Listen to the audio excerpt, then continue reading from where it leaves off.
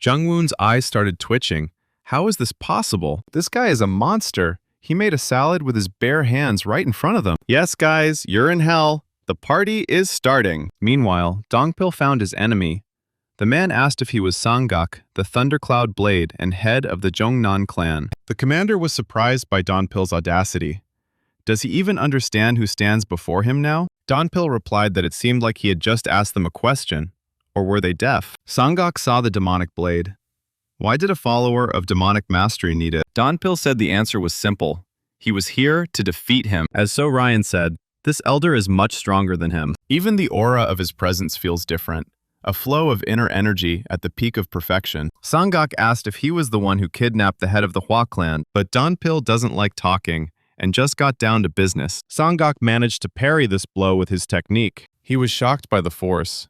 Even though he had used a reflective technique, the force of his blow was still palpable. Dongpil tried to stab him at any cost, and he still managed to slightly offend the elder. Sangak dodged and was ready to strike with his blade. However, Dongpil managed to repel his energy wave.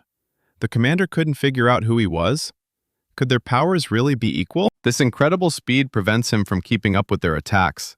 Because of this, as the commander of the Divine Blades, he cannot join their battle. He and Dongpil are roughly the same age, but he's hardly inferior to the leader in strength.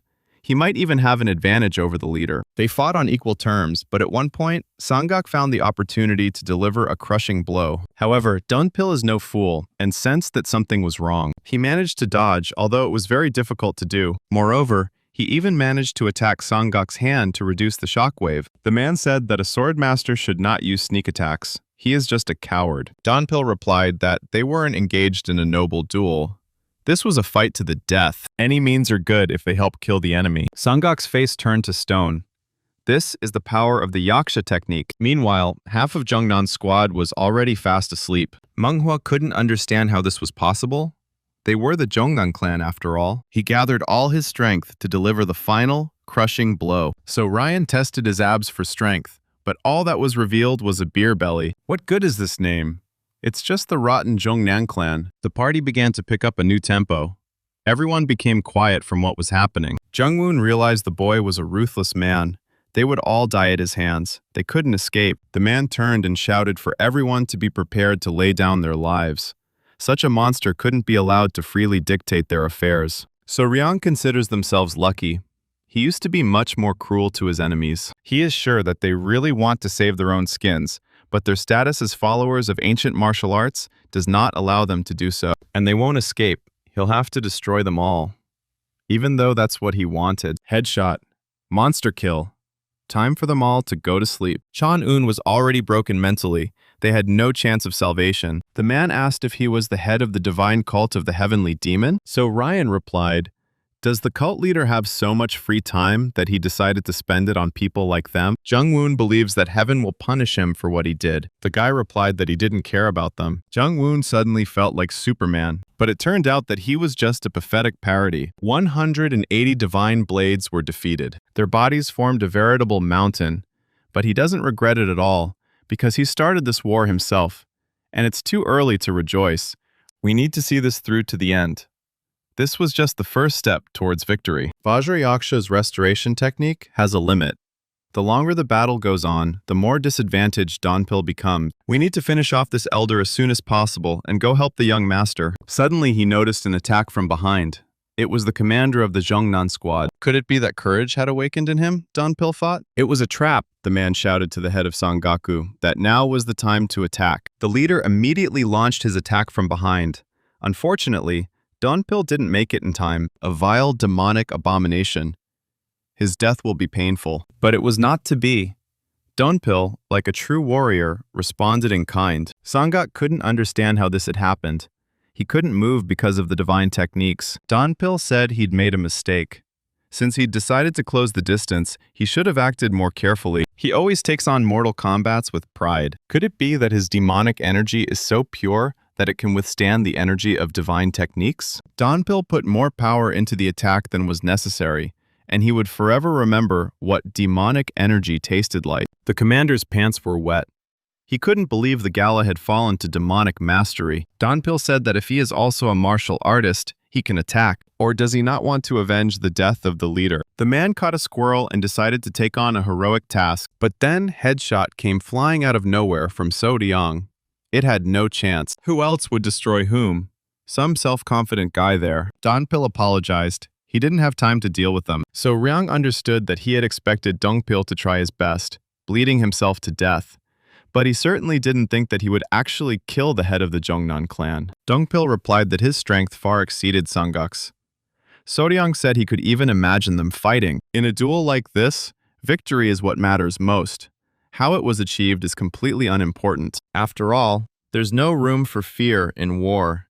The ability to defeat an enemy is a gift in itself. This idiot underestimated your abilities too much. That's why he lost. So he can be sure of his success. Although this victory weighed heavily on him as a martial artist, the young master's words calmed him down a little. They've collected some firewood. Now all that's left is to light the fire. It's going to be an eventful evening.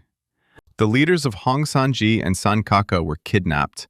This world was always in turmoil, but never before had such a high-profile incident occurred, sending all territories north of the Yangtze River into a state of horror and bewilderment. Rumor had it that the daughter of the Ice Palace's ruler was involved in the kidnappings, and her guards proved stronger than any of the heads of the 10 great clans. The Ice Palace is one of the 4 organizations in the outer world. It's hard to believe that the people of the north would kidnap the heads of 2 great clans. Very soon, the entire world of ancient martial arts would unleash its wrath on the Ice Palace. The rumors that followed immediately after the kidnapping were even more shocking. The Righteous Heavenly Alliance is in secret alliance with the Heavenly Dragon Palace, the Sword Palace, and the Beast Palace. They are their greatest enemy. The Beast Palace even kidnapped the young mistress. Yogangwi, the young lord of the icy northern palace, said they wouldn't engage in confrontation, but they must take action. Whoever was involved in all this must apologize immediately and release the clan leaders. But it was hard to call it just rumor, as the information had leaked from the Beast's palace itself.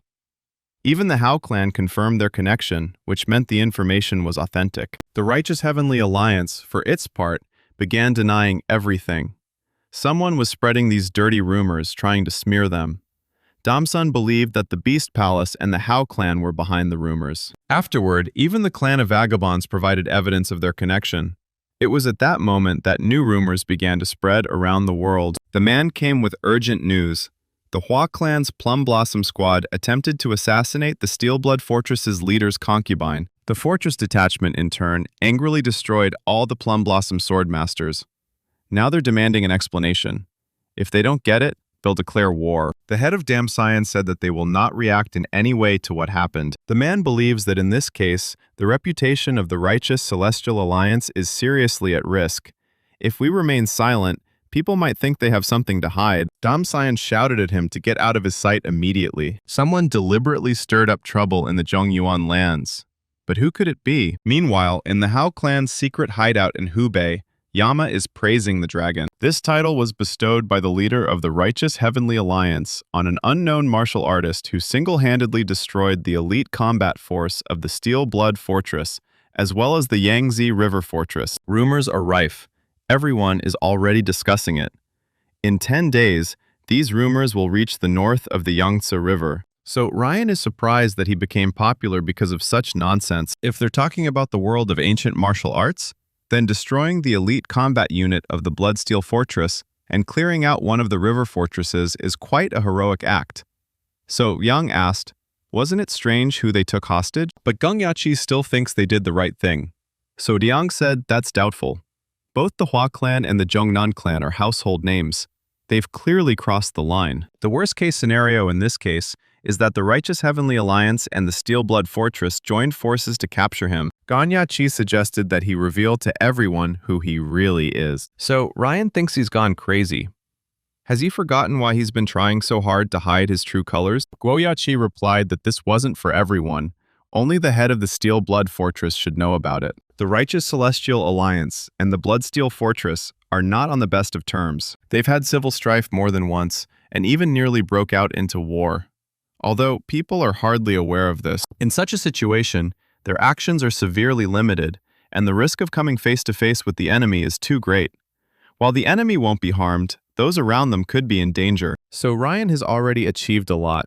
he can afford a little liberty. So Ryan believes that the leader of the Steel Blood Fortress can easily betray him, but Goyachi believes he wouldn't dare.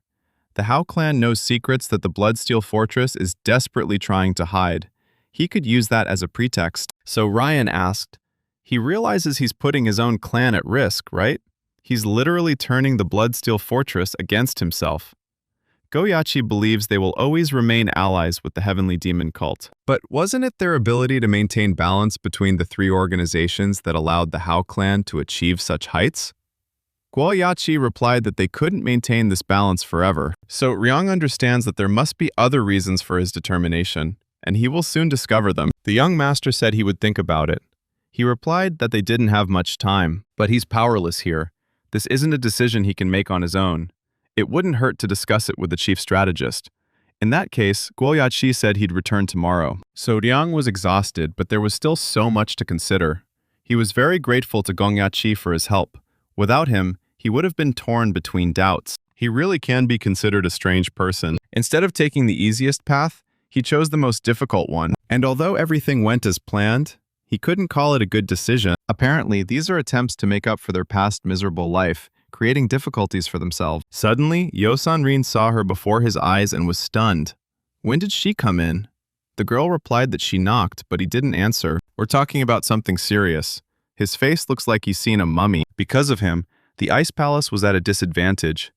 So Ryan couldn't understand what he was talking about. Hadn't he turned her into an enemy of the people? He shouldn't have done that. At least not without warning her. Of course she would have agreed to help him, if she'd asked. So Ryan had told her back at the cult that he was planning to hide behind the Ice Palace. He might act recklessly, but he wasn't stupid.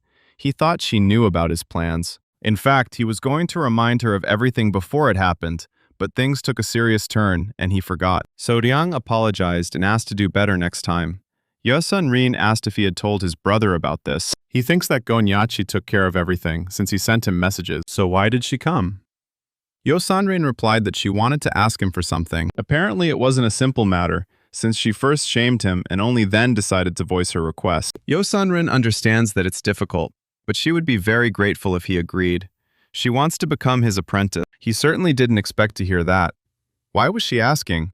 And was he ashamed? Ho Clan, a secret cave where hostages are thrown. Sangak still couldn't understand how someone dared to attack him. The people who were with him then are all dead. He is the only survivor. He should be grateful. He's lucky he needs him alive. Otherwise, he would have joined the others long ago. Damned cultist! Are you really planning to start a war? The poor fellow asked. So Ryan asked, is there a problem with this? However, it doesn't concern him. Just let him answer his questions. Sangak turned red as a tomato and shouted that he would never do that. So Ryan looked at him and asked, does this mean he chooses death? It'll all go quickly. If he wants to continue dragging out his miserable existence, then just let him answer his question. But if he suddenly chooses death, his plan will not suffer. Where does he hide the key to the Cave of Repentance, in which he locked up all the elders of the previous generation of the Jongnan clan? The man was surprised. How did he know this? So Ryan won't repeat it again. Let him say it immediately. Sangak shouted at the last moment that he would tell. It seemed his life was still precious to him. The key is his blade that he holds. So Ryan couldn't even imagine that the blade was the key. Donpil asked how it went. He replied that the blade was the very key. It didn't seem like he was lying. The man couldn't even imagine that Sangak was capable of such a thing. Locking up all the clan elders to gain absolute power. Even the followers of the most ancient demonic arts didn't stoop so low. So Ryan said it was all thanks to the leader of the Righteous Heavenly Alliance. With his vile snake tongue, he was able to destroy the clans from within. This way, the Jongnan clan would no longer interfere, being busy resolving its internal conflict. So Ryang replied that the Hua clan would destroy itself. They wouldn't even bother. The boy asked how Dongpil was feeling. His internal energy had finally stabilized. The man replied that everything was fine. In just 10 days, he managed to recover from most of his serious injuries. He's becoming increasingly adept at mastering demonic art. Don't overexert yourself. He mustn't forget that he was wounded by the Jongnan clan's divine technique. The energy remaining in his body will continue to conflict with his own. Donpil did a great job and can now rest. The man thinks that the young gentleman is full of thoughts, so Ryan couldn't even imagine how the leader of the Steel Blood Fortress would react to his proposal. His head is splitting. He'd better practice manipulating the Demon King's energy. But suddenly, he noticed Yosanrin in front of him, practicing her technique. It looked like that spot was already taken. So Ryan is amazed every time he looks at her ice essence technique. Yosanrin couldn't understand why she couldn't use this technique again. She can't handle this technology on her own. And some people don't even want to help her. So Ryang snuck up and said that he actually heard everything. Yosanrin asked how long he had been here. The guy said she was doing great. Yosanrin replied that he had terrible manners when it came to spying on others while they were practicing. So Ryan's mouth dropped open to Jupiter. Was she still angry? The girl replied that that was exactly it. She was angry, and that was putting it mildly. If she were in his place, she would at least have promised to think about it. She even turned her head in his direction. So Ryang turned her down immediately. No one had ever turned Yosanrin down like that. But he's just a young leader, not a cult leader. How can he take anyone on as a disciple? And she's already studying the Ice Palace techniques. Isn't that enough? Yosanrin replied that she didn't care. If she wasn't going to teach her, she could leave. He used her name, and now he doesn't even want to help. So Ryan sat down and asked her to answer honestly why she wanted to become his student so much. To even consider her request, he needed to know the true reason. Yosanrin replied that she couldn't say. Then in that case, he definitely won't be able to take her as a student. Yosanrin thinks that he will refuse, even if he tells everything. They've already trained together. He can get stronger without his help. She has a talent for martial arts and excellent instincts. As the young head of the cult, he can teach her a few techniques. Will that be enough? Yosanrin decided to leave, but said it wasn't about martial arts. Let Soryang tell her if anything happened. So Ryan couldn't understand what was wrong with her at all. What did she even want from him? It turns out that Yosanrin received a message from her father, telling her that she was to marry the young master. Lee Jung-san asked Guardian Mudam if he wanted to try moving the Guardian court. He replied that only if the master allowed it. The bishop believes he understands this is a dangerous step without him. Mudam didn't deny it. Lee Chung-sa said that if he so desired, then let him do it. However, the case won't be resolved in court alone. Let him send the head of the criminal court along with him. The Lord himself would inform him. Guardian Mudam replied that everything would be done. The chief strategist came to them with news. He didn't expect to see the head of the guard there. Mudam felt he needed to remind himself more often of his manners when entering the palace. Hoyo-sung apologized and said the matter was urgent. The demon lord asked what had happened. He replied that a message had arrived from Zhong Yuan. This message is from So Ryang. And I wasn't happy with the content. He's certainly having fun there, but isn't it too dangerous? Hoyo-sung also couldn't imagine how the leader of the Steel Blood Fortress would react to such news. Upon hearing this news, the guard Mudam froze in place and did not breathe. The chief strategist is pleased that the young head of the Hao clan is their trusted confidant, and he is undoubtedly talented. Lee Jung-sung believes his collaboration with Soryang fully demonstrates this. Hoyo-sung noted that the Lord trusted the young leader's decisions without any hesitation. Lee Jung-sun told him to tell Soryang that he can do as he wishes. One day he will take his place. Therefore, he should not fear anyone or hide from others. Moreover, if anyone dares to lay a finger on him, they will have to deal with him. So Ryan didn't notice that so much time had passed. It had been a long time since he had fallen into such deep concentration. The Demon Emperor's chi has become much stronger, even faster than he expected. His body feels light, as if he could soar into the sky at any moment. So Ryang decided to try again the divine fighting technique that Lee Jung-sun had used back then. The battle blaze calls to the night. Gods and demons rise into the sky. The demonic hand of heaven technique. He aimed it at the trees near him. The trees simply vanished into thin air. It was terrifying, even for him. Lee Jung-sun can use this technique as easily as he can breathe. With such a flow of chi, such fluidity of movement, he can't even come close. Senior Ryan feels his 9 depths demonic art straining. He doesn't seem to like the fact that the seeds of another martial art that might be better than his have been sown. He decided to reassure him. If they couldn't and shouldn't be mixed, then he had to ensure they could at least coexist. The chief strategist asked what was wrong with the overlord, why he had stood up so abruptly. Lee Jung-sun replied that he was a quick learner, though he required a lot of attention. The strategist asked who they were talking about. The Lord replied that So Ryan had opened the 6th heaven of the world of desires. This is the true origin of the Demon Emperor's chi. Hoyo-sung asked if he was mastering it well. He'd been waiting for this moment to finally arrive, and now It looks like he's finally started. The chief strategist couldn't understand how the overlord knew this. He replied that he and So Ryong were the only ones in the world who had truly grasped the demon emperor's chi. Those who master it perfectly infuse their demonic chi with the very essence of the spirit. But to do this, they must first reach the highest demonic realm. Guanyan was only able to master the first steps of the path, but he still hadn't unlocked the sixth heaven of the desire realm. Even if he can't unlock it, he can reach the ultimate demonic realm depending on how he trains. But one must first open the sixth heaven of the world of desires in order to master the chi of the demon emperor, and it is more difficult than mastering the 10 great demonic arts. And only those who discovered it are worthy of the title of heavenly demon. For the first time in history, two people in the same era have reached the sixth heaven. But there can't be two heavenly demons, and never before has such a gifted person been born. It's impossible to attain the title of heavenly demon, no matter how talented you are, if you can't unlock the sixth heaven. Opening it is far more difficult than reaching the highest demonic realm. And yet this guy managed to do this shortly after he started studying the demon emperor's chi. The young leader is truly extraordinary. Is it talent or something else? There are many reasons why Soryang was able to open the sixth heaven so quickly. He had already reached the limit of the demonic realm and learned advanced combat techniques. He also used the blade he made for him to strengthen his chi. It's no wonder he's advancing so much faster than the others. There is an obvious difference between those who have opened the sixth heaven and those who have not yet done so. The leader of the Steel Blood Fortress must understand that Soryang is no ordinary martial artist. It will be interesting if the leader of the Steel Fortress wants to meet him face to face. Ganyachi asked the young leader if he had finished training. He was surprised by his condition. Had he fallen ill by chance? Or had something happened? Goyachi replied that there was work to take care of. Soryang thought he needed a rest. What a workaholic he was, those damn geniuses. He received a message from the divine cult. So Ryan read it and said that these guys are insanely self-confident. Goyachi asked what was written there.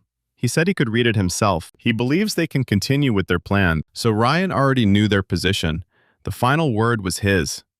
The guy asked, hasn't he decided yet? So Ryan doesn't know.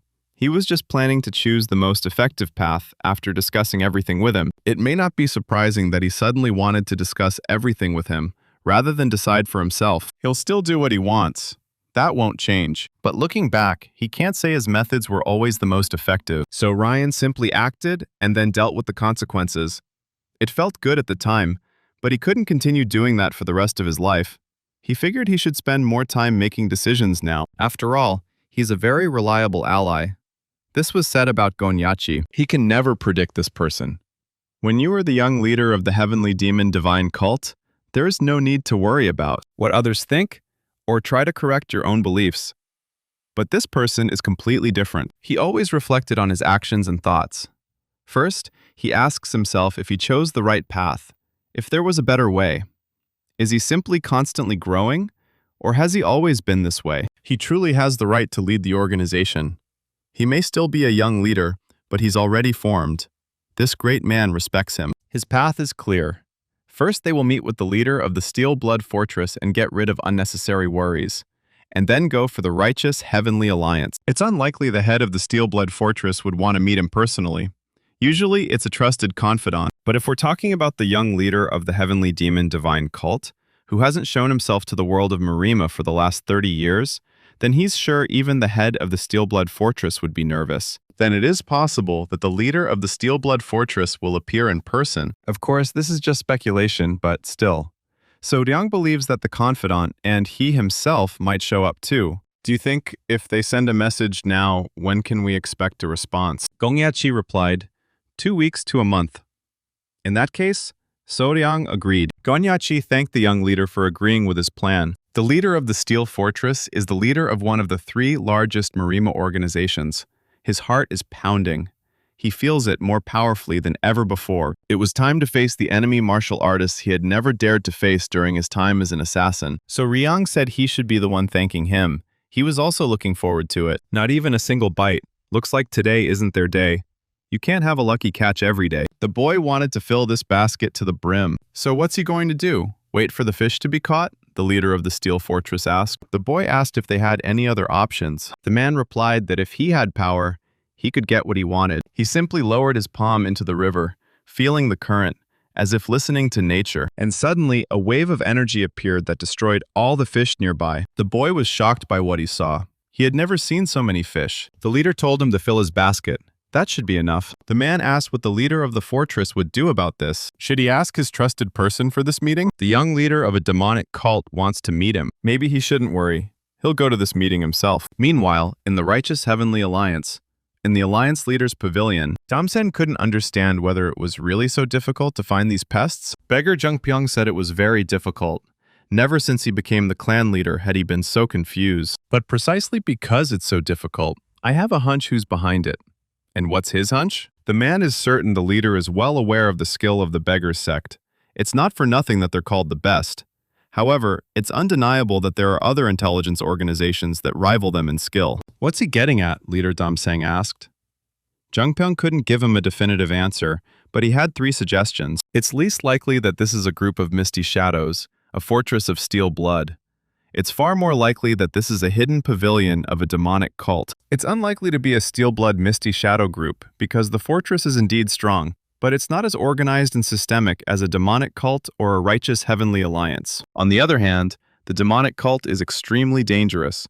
If we consider their system alone, they are the best of the 3 greatest Miram forces. If the leader had asked him which of the 2 was more likely, he would have said a demonic cult. However, he still has one organization in mind, the House sect. Damsen knows they are very skilled at what they do.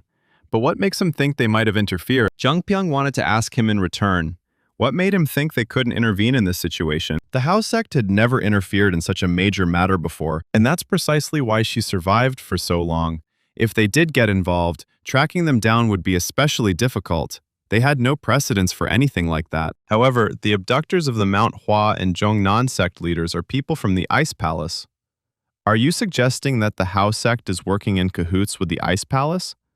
That would be extremely foolish. If the information was being manipulated by the House sect, it was hard to believe that the culprits were only those from the Ice Palace. They understand perfectly well that by their actions, they are making an enemy for themselves in the person of the Righteous Heavenly Alliance. Jungpyeong doesn't think they would have done something like that without serious preparation. It turns out to be either a fortress of steel blood or a demonic cult. It's highly likely that the House sect is working with both organizations simultaneously.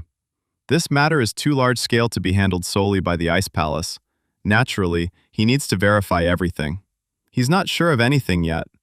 Damson believes that this is most likely a demonic cult. Jungpyeong just wanted to say that he thinks most of all about the strength of steel blood. He himself said they kidnapped the concubine of the head of the steel blood fortress. The head of the fortress is an unpredictable and hot-tempered man. It's unlikely he would cooperate with the organization that kidnapped his mistress. Jungpyeong believes that the man is a very generous person. Damsen said he should look into it more thoroughly. Something was bound to come up. He will make sure that nothing happens to him because of this, so let him investigate freely as he sees fit. Meanwhile, Yo Sun-rin was watching So-ryang. It's not like he's the most handsome man in the world, but he definitely deserves praise. Plus, he's got an excellent physique. It inspires confidence. He's definitely handsome. There's no arguing with that. So Ryan opened his eyes and asked why she was looking at him like that. The girl blushed and replied that she was just looking at his face. But why? She thought So-ryang was handsome.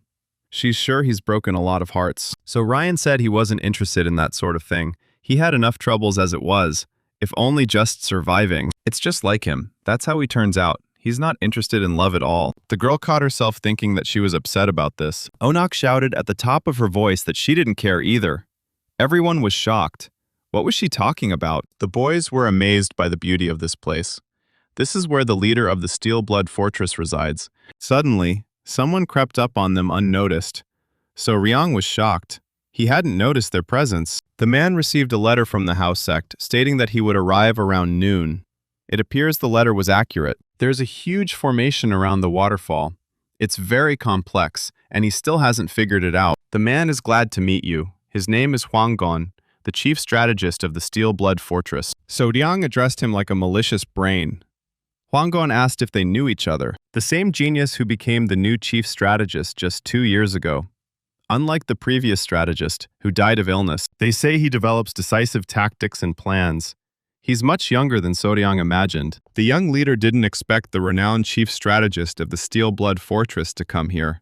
He replied that he had to. They can go, but on one condition. Only 2 can enter. So Ryan asked if it was because of the formation's limitations. He confirmed that it was. The young leader asked Yosanrin if she would like to go with him. She was surprised by his decision, but she didn't refuse. Yosanrin couldn't understand what had happened. They had only walked 10 steps from the cave. She simply hadn't expected such a beautiful view. All the sights she had seen in Zhongyuan paled in comparison to this. It was amazing. Are they heading to the manor? Huanggon replied that it was one of many built throughout Zhongyuan. So Ryan asked if it was acceptable to bring strangers to such a place. They shouldn't worry. After today, this place will disappear. The young leader thinks it's best to wait here. Huanggon was about to tell them, but apparently they already knew. The formation activates if they cross this stream without permission.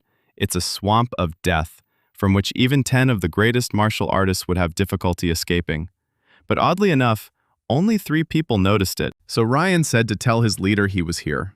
The strategist said they'd have to wait a couple of minutes. Yun Sunrin asked, "It's just an illusion, isn't it? What's real isn't always valuable. An illusion remains an illusion." And the girl also asked why he brought her here, so Ryan replied that he was just participating, that he had to do it. Let him call it intuition. He felt like she was a better choice than Donpil, or even going it alone. She was curious about the leader of the Steel-Blood Fortress. She believed the man to be honest. And why does she think that? So Ryung asked.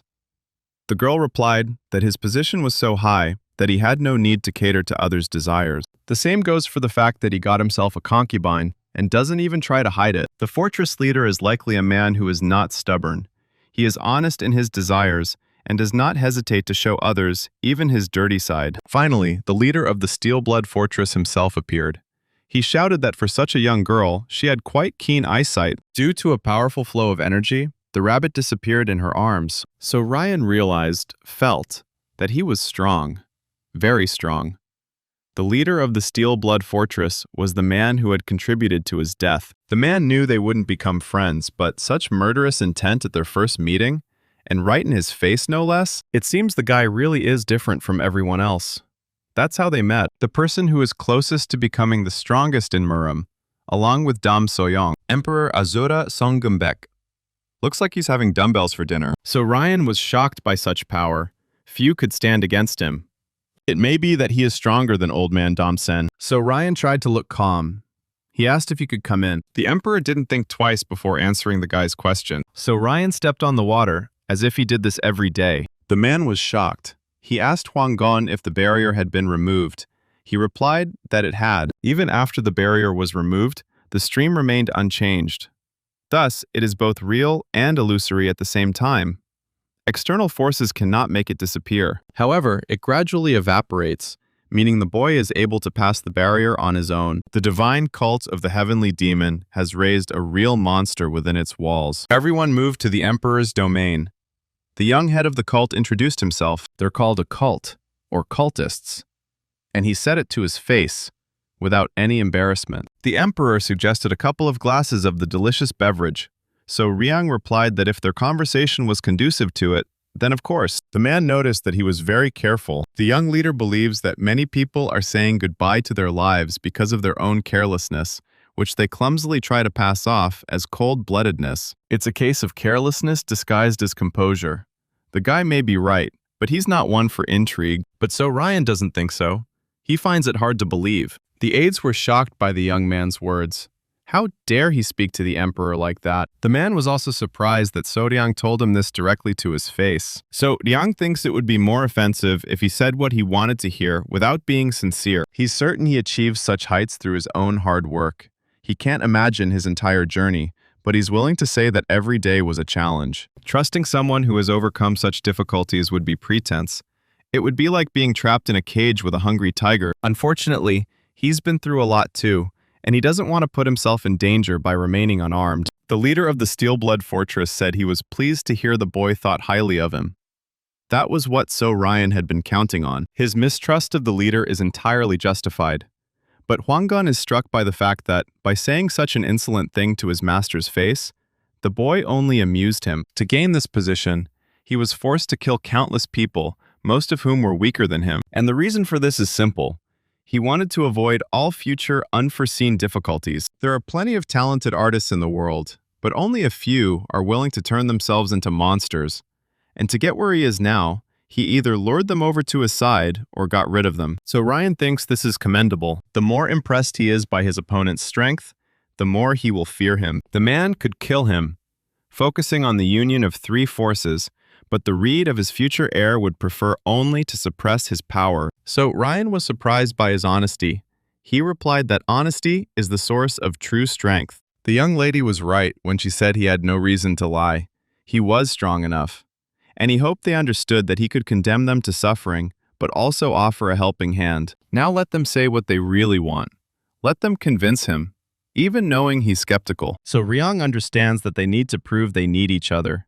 He's not easy to deal with. And this is just the beginning of their meeting. We need to throw a little fuel on the fire. Damsen said that the flower had completely wilted, apparently because his heart was not in the right place. The following path of martial arts has significant flaws, but followers of the most ancient martial arts are able to touch the feelings of an ordinary person and find a response in his soul. And even those who claim that all martial arts followers are no different from each other will sooner or later side with those who follow the most ancient mastery. After all, it carries within itself determination and righteousness, and they owe the advancement of our qualities to the clan of vagabonds. But if the Hao clan interferes and undermines the system they created, a war between the masters is inevitable. This will be a step you won't expect, as he'll have to use every available means. The assistant reported that Mr. Khan had arrived.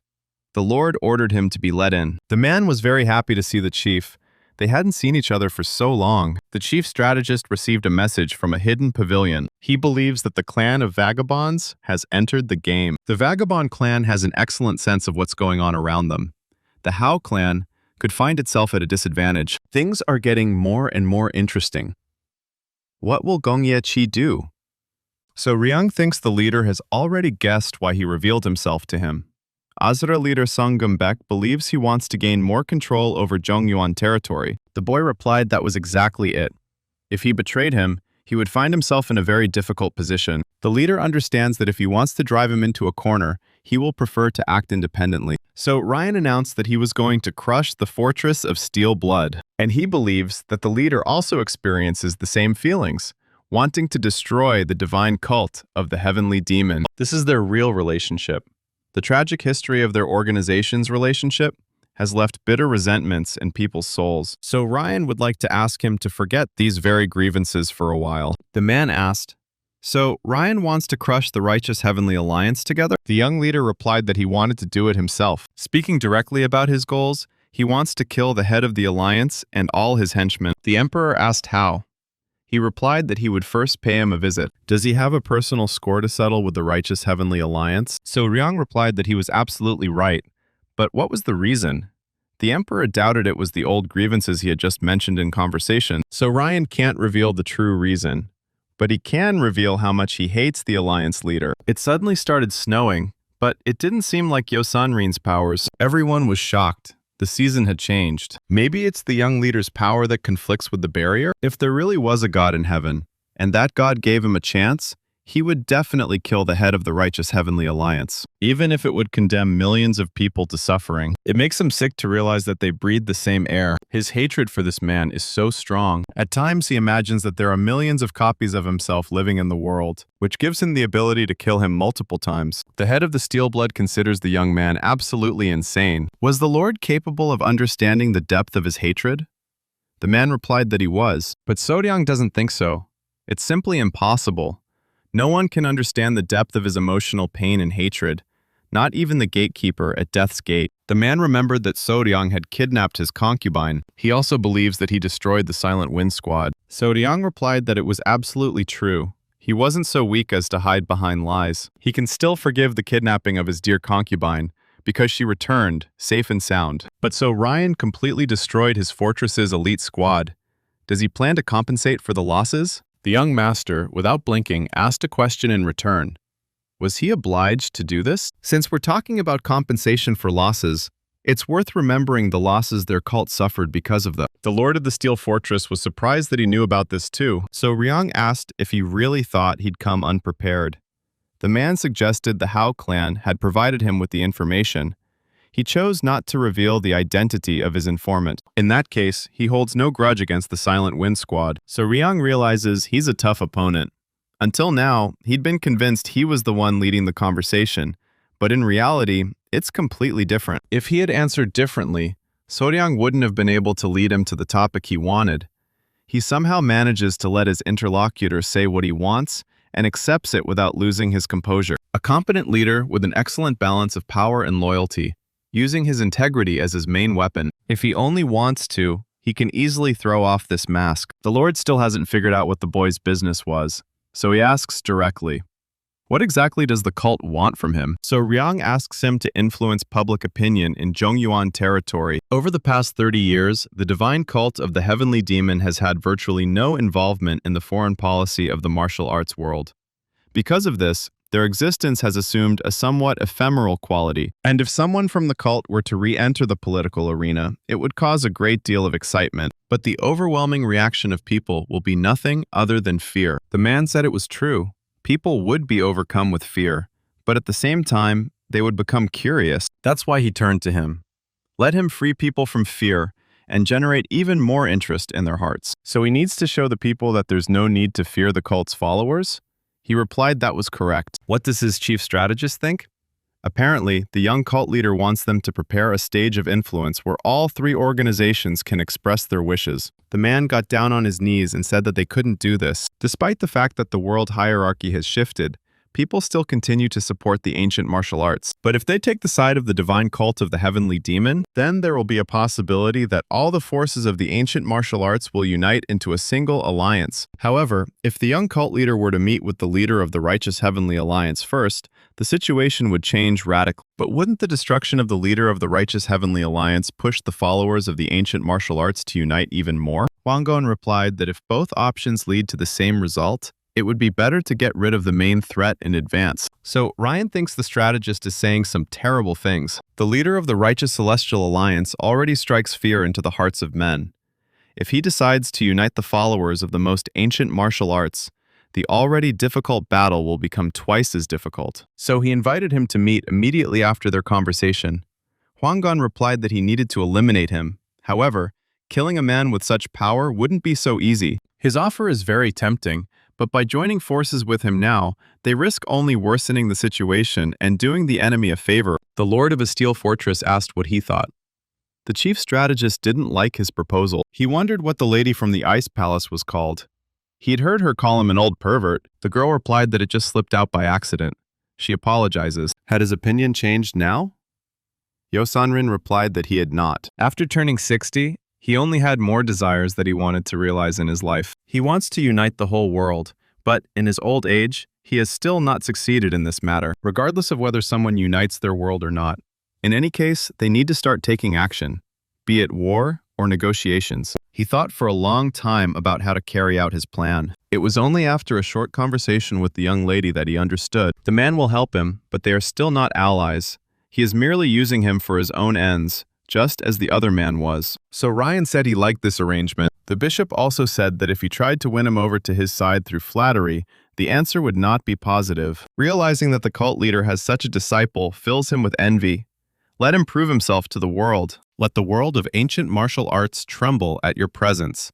They, in turn, will watch his back. So Ryan said that he could rely on him. This fearless youth is dangerous, said the strategist. The Lord asked if there was a martial arts master in the world who was not dangerous. He hasn't met a master who made such an impression on him in a long time. He doubts Soryang would act rashly. However, he is certain that his methods are quite unconventional. He's definitely weaker than him. So Ryan lacks manners, but still, the man seemed to see him again. The one he had met when he was a promising master of the Steel Blood Fortress. He was the one who succeeded in taking the position of head of the divine cult of the Heavenly Demon before reaching the age of 40. Heavenly Demon Lee Jong-sun. He remains the cult's leader. The meeting with the head of the Steel Blood Fortress was successful. Chief strategist Ho Yo-sung isn't sure yet, but he believes the rogue clan has begun to act. Lee Jong-sun asked, when were they sitting idle? What was bothering him so much? He's afraid the Hao clan might find itself in trouble. The Rogue clan is investigating too thoroughly. They've already dealt with both the Hua clan and Zhongnan. Lee Jung-sun said this meant only one thing. They were confident in their abilities. The strategist suggested that maybe they should intervene a little. The Lord said he could do as he wished.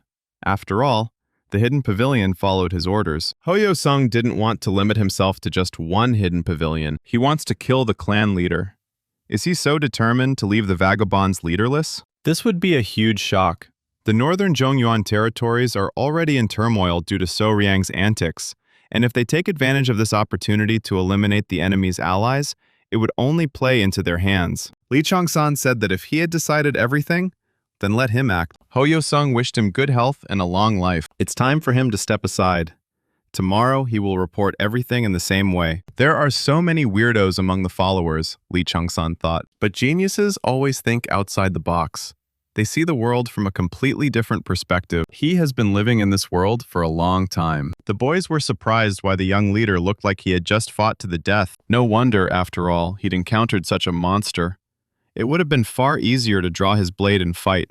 This conversation was truly difficult. Yo-san-rin said that they only exchanged a few words. From the outside, it might have seemed like they were just talking, but in reality, it was a fierce battle using their internal energy. Sung Gun-baek's strength truly exceeds all expectations. Even when he burst into laughter, or when I looked at him intently, or at the moment of so-called jokes, his internal energy continued to attack. And this was no simple clash between two martial artists. It was the incredibly powerful energy of a great master who had attained absolute power. And this power continued to test him. As a result, he had to use all his abilities to repel her. If he had lost this fight, he would no longer have been able to control his feelings and emotions. His energy was filled with fierce greed, a thirst to get what he wanted. He's fine and they shouldn't wake him up. He needs to gather his strength. For a moment, he just passed out. He must really be exhausted. A few hours later, he woke up with a severe headache. Why did they stop? Are the others really resting outside? He couldn't understand where everyone had gone. Since they were going somewhere, they should have at least left a note. It's dangerous for them to wander around here. He heard something and ran into the depths of the forest. So Ryan froze in place. What happened to them? Who dared to do this to them? He turned away and saw the demon lord. Lee Jung-sun asked if he could handle it. It was a terrible dream. He woke up, covered in sweat. The guys asked if everything was okay. So-ryang asked where Dungpil was. The girl replied that he was on the box, driving the cart. It was just a dream, but it all happened as if it were real. But why was there a ruler in the dream? Lee Jung-sun believes it has already begun.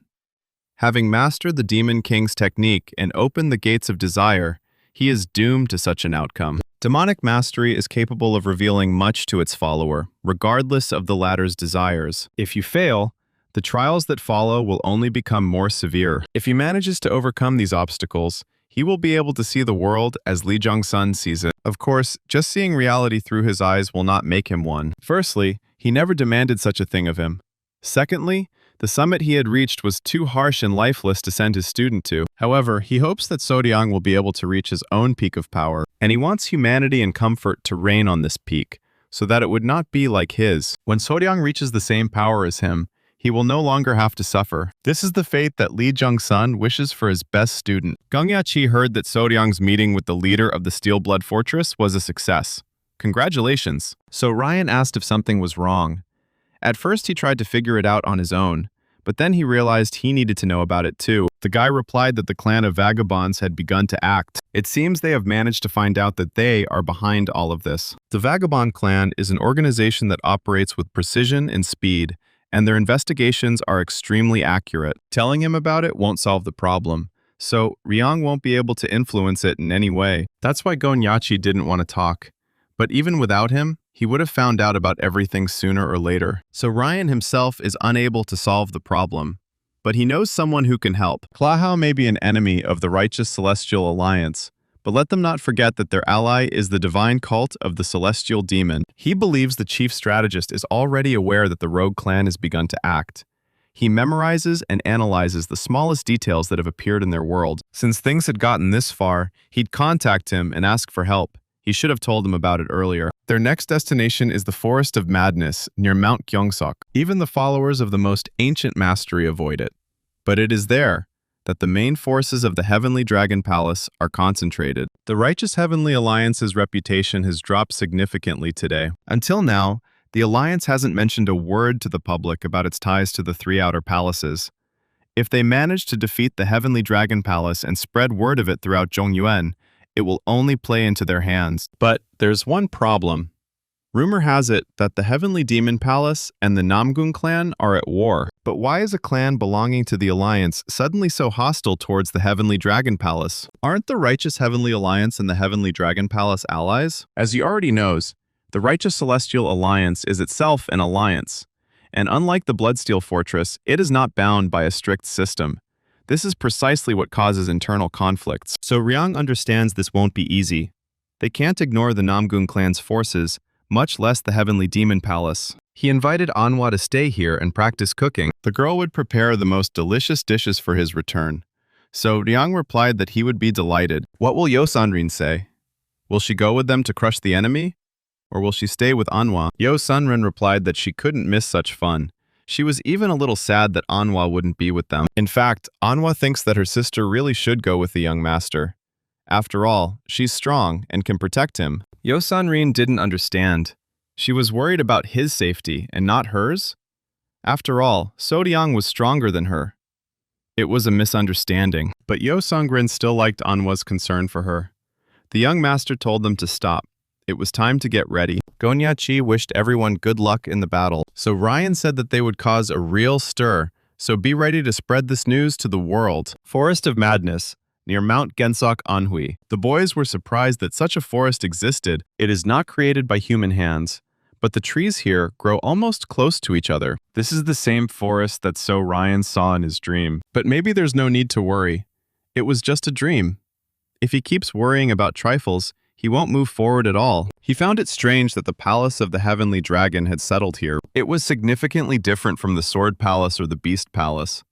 They were skilled in the use of sinister techniques, and were even capable of using certain types of magic that were dangerous even for experienced masters of the demonic arts. And they are now on the warpath with the Namgung clan, one of the 5 great clans. This forest is truly enormous. They need to find a place to hide. The receptors have become more acute. And all this is thanks to the Demon King's technique. They need to hurry and capture them. These aren't people from the Heavenly Dragon Palace. However, the flow of their internal energy is terrifyingly systematic. So Ryan feels the powerful energy of the blade, ready to rush into battle at any moment. They've noticed them, and practically all of their internal energy is directed in their direction. They need to be on guard. Suddenly, a voice came from behind the trees. "Who are you? Who is emitting such powerful energy?" So Ryan replied that before asking about something like that, it wouldn't hurt to show up yourself. The trees slowly parted to the sides, and before them stood the warriors of the Namgung clan, led by Namgung Dan himself. So Ryan hadn't expected to see him here at all. It had been 5 years since their last meeting. He refused to accept the offer of the head of the alliance. Dan Namgung, the Absolute Blade, is the current head of the Namgung clan. Most of the heads of the great clans joined the Righteous Heavenly Alliance after being intoxicated by his speeches. But Dan Namgung was not such a weak man. He was kind and fair and understood what was right and what was wrong. So Ryan said that they were from the Heavenly Demon Divine Cult. He introduced himself and said that he was the young head of the cult. The warriors weren't happy to see the cultists, but Dan Namgun ordered them to stop and immediately put away their swords. But let's all be prepared. No one knows what to expect from the opponent, so Ryan wondered why he told his men to put away their weapons, but at the same time gave the order to be ready to attack. He replied that he didn't know whether they were truly who they claimed to be, and he saw no point in forcing his warriors to remain unarmed in the face of someone who emanated such powerful energy. Let them understand him correctly. It will make him feel better. The head of one of the great clans greeted the young head of the Heavenly Demon Divine Cult with all due respect, even though he might be his enemy. So Ryan apologized for being rude and introduced himself again. He heard that people from their clan were here, but he never expected to meet the leader himself. He too couldn't have imagined meeting the young leader of the Heavenly Demon Divine Cult here. His cult hadn't participated in the foreign policy of the martial arts world for 30 years. When did this happen? So Ryan replied that it had happened quite recently. It was his and his colleagues' initiative. Unlike the others, he calls them a divine cult, and not the derogatory term cultists, thereby demonstrating his respect. So Ryang said he'd be honest. He'd planned to fight if a conflict had arisen between them. But since they'd treated the meeting with respect, he hoped there wouldn't be any unnecessary bloodshed. Of course, who in their right mind would dare to fight a master of divine cult? However, If their goal becomes a source of conflict, then a fight cannot be avoided, right? Absolutely, replied Soryang. He may be surprised by the current situation, but he doesn't show it. Even considering the possibility of a clash between the two sides, he maintains his dignity and doesn't lose his composure. This means that even among the followers of this ancient art, there are still worthy ones left. They were here to deal with the forces lurking in this area, so Ryan guessed they were talking about the Heavenly Dragon Palace. It seems they share the same goal. And why did the young leader of the divine cult need the people of the Heavenly Dragon Palace? So Ryan replied that he should ask them. The Righteous Heavenly Alliance is allied with the three palaces. The exception is the Ice Palace. So why did they break away from that guild? It's a long story. All I can say is that even though he's dissatisfied with the current regime, he still adheres to the principles of righteousness. Since their views diverge, he can't act rashly. Dan Namgung believes that it is not easy for the young leader to reveal his true goals to him. The guy said no, he's not hiding anything. But then, why are they here? It's simple. He wants to crush the enemy as quickly as possible. Dan Namgung was surprised. Do they have the same goal? He replied that it wasn't quite so.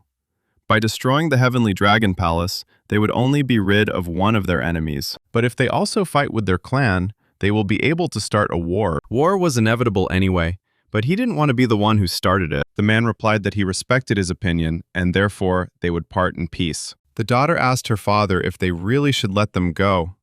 He replied that the matter had now taken a more serious turn. She agreed, but was he sure he should let them do as they pleased? Fighting them in their current composition would be unforgivably foolish.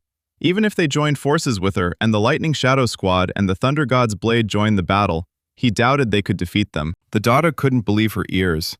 There were only 3 of them, nothing at all. These 3 are equal in strength to 300 or even 3,000 warriors. At such a young age, he managed to reach the level of an invincible demon, a power terrifying in its might. With it, he could easily deal with even 10 great masters. But most impressive of all is his character. So, he's the young leader of the Heavenly Demon Cult. Soon, the entire Zhongyuan region will be plunged into turmoil. Meanwhile, a fierce battle was taking place nearby. The bald man asked, "Is this all that the Namgung clan, the greatest masters of the blade, are capable of?" The warrior got angry and shouted that he should watch his language. He rammed his hand with his sharp sword. Baldy now believed him. The Namgung clan was different from the others. Although the clan leader was said to be too kind-hearted, he had trained his students properly. Let him shut his filthy mouth. He can't say anything about their leader. Suddenly, the bald man's wounds began to heal. What a twist! Fear filled his eyes. He couldn't understand how this was possible. His body will become valuable fertilizer for their forest. Yo Sanrin couldn't understand why they'd simply leave. If they'd united with the Namgung clan, it would have played into their hands. A divine cult of heavenly demons joining forces with a clan of followers of ancient martial arts? That's just plain stupid. But such things never bothered him. He replied that it wasn't him, but the Namgung clan. The young leader of a clan whose followers have been dubbed cultists suddenly recalls the clan's existence and introduces it into the political arena after 30 years. Their authority will crumble in an instant. Dai and the Lord's reputation shouldn't be forgotten either. There's no point in uniting or fighting the Namgung clan. They'll go their own way. Suddenly they stopped, and underneath them were stinking skeletons, the smell of blood without a hint of anyone's presence, and the terrifying energy of death. This is exactly the place that So Ryan saw in his dream. The bald man mocked the warrior. Is that all he can do? They're all the same. First they boast of their strength, underestimate the power of the forest, and then they become excellent fertilizer for it. Let him not worry. He will help him meet his comrades. Another warrior came to his aid and managed to parry the bald man's blow, and I was even able to scratch his throat. The soldier asked the commander if he was okay. He replied that he should get out of there. Let him run and report this to the head. The 2 of them can't handle him. These creatures have long since lost everything human, Baldy shouted to the cockroaches. Are they still alive? They'll be valuable fertilizer for their forest. A warrior named Songyan did not listen to his commander and went on the attack. The commander froze in place. Why did he climb in? It's dangerous. The bald man was glad to let him come closer. He waved his hands and covered his opponent with his energy. He didn't have a chance. The bald monster was too strong. He hadn't met someone so strong and stubborn in a long time. This body is full of nutrients. After all, attacking the Namgung clan was the right decision. A commander shouldn't be so upset. Whether he were a man or a beast, he would still leave behind only bones. By diving into the embrace of Mother Earth, they will only help their trees become stronger. This monster's deadly aura increases. It becomes stronger. It's not all over for him yet. Baldy let him light his fingers. He will make his death painless. Time to go to bed. But suddenly, his hand froze and he couldn't move. Then, someone decided to take his hand in chicken soup. The bald man decided to go bald again due to pain. Donpil decided to act with respect and asked who he really was. Baldy went on the attack. What a terrifying technique. But it doesn't compare to Donpil's ball and his martial arts techniques. The bald man had no plans at all to be roasted by the old man's hands today. It was amusing for Ryan to see such a creature. It was neither human nor spirit. His body regenerates instantly. Is he Venom's friend by any chance? Yosanrin said it was one of the 7 divine techniques of the Heavenly Dragon Palace, the divine wood art of black sand. But even with this technique, such rapid regeneration is impossible to achieve. Such a thing only exists in books about reanimated corpses, or in manhwas about the apocalypse. The monsters don't even go to the toilet. But he is much more interested in something else entirely. He just needs to know where his friends are hiding. Where else are his friends, the living corpses? Squad leader Namgung thanked the boys. He received a blessing and was saved. He would never be able to repay them for the rest of his life. If he says he is a follower of a demonic cult, will he still want to thank him for saving him? Let him contact his master. If he tries to help him restore his internal energy, the 2 masteries could clash, causing more damage than help. The man asked if they'd met the boss. So Ryan replied that he'd seen him on the way. There was no point in fighting them, so he could relax, and let him tell the chief that he regrets that he attacked him first. Although many people think that Dan Namgung is too good-natured, he is actually an outstanding person. He rightfully deserves to be called a master of the sword and a great hero. Having been trained under such a leader, it is no wonder that the followers of the Namgung clan are so virtuous. Yo Sangrin was impressed. How did Soryang know everything? Could it really be that Mr. Gunyechi had told him everything? So Ryan learned one important lesson for the rest of his life. Know yourself and your enemy, and then you will emerge victorious in 100 battles. He speaks with such confidence, it doesn't sound like he learned it anywhere. On the contrary, it feels like he knew it all along. So Ryong didn't respond. There should have been a palace in this place, but there is nothing. And it didn't look like the bald corpse was lying to them. So Ryan shouted at him to get up. Where is their palace? Suddenly his scary girlfriend came out to them. She asked who they were. So Ryan asked in response, who are they? What kind of unplanned apocalypse is this? Who allowed them to break into the abode of the heavenly dragon without an invitation? Baldy gained strength and prepared to destroy Yosanrin. The girl turned around with fear in her eyes. However, things started to smell bad, and all that remained of the bald monster was dust. So Ryan covered him with his powerful wave of chi energy, and without thinking twice, he sent the lightning fist of the heavenly demon to his girlfriend. But it turned out that this was a simple illusion, and quite realistic. It contained genuine life energy. Its creator, it must be admitted, did a good job. Since so much effort was expended to conceal this place, this is where the entrance to the palace is located. The illusion of all these winding paths proved far more effective than he expected. The entire forest is subservient to the power of the Heavenly Dragon Palace. It's quite deep there. What are they doing there? Yosanrin said that if her father's words were to be believed, this is where they study and hone the art of creating the 7 luminaries. The 7 divine techniques of the Heavenly Dragon Palace originate from the 5 elements: water, wood, fire, earth, and metal. They also draw strength from the energies of yin and yang, the sun and the moon. But no matter whether it is the 5 elements or the energy of yin and yang, a technique that leans towards one is inherently vulnerable, and the technique that can suppress the wall of growth and destruction is the art of creating 7 luminaries. Considering how the reanimated corpses here are using the black sand divine wood art technique, it can be assumed that somewhere here there is a skilled MG hiding, whose power is contained in the element of wood. Yosanrin can confidently say that they have a clear advantage in this forest, especially since they are all quite strong in magic. It turns out this dream wasn't just a nightmare. He can't relax.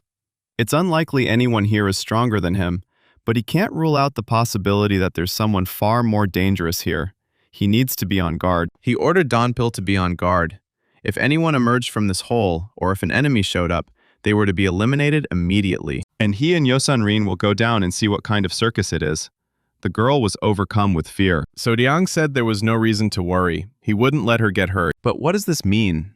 She doesn't need sudden sentimentality. Her walking technique leaves much to be desired, so she should hold on tight. There's a very strong concentration of wood energy here. He's sure that if there really is someone here using a wood element technique, their true capabilities are many times higher than their level. Yo Sanrin said the enemy was above. He replied that he knew. They encountered various opponents today.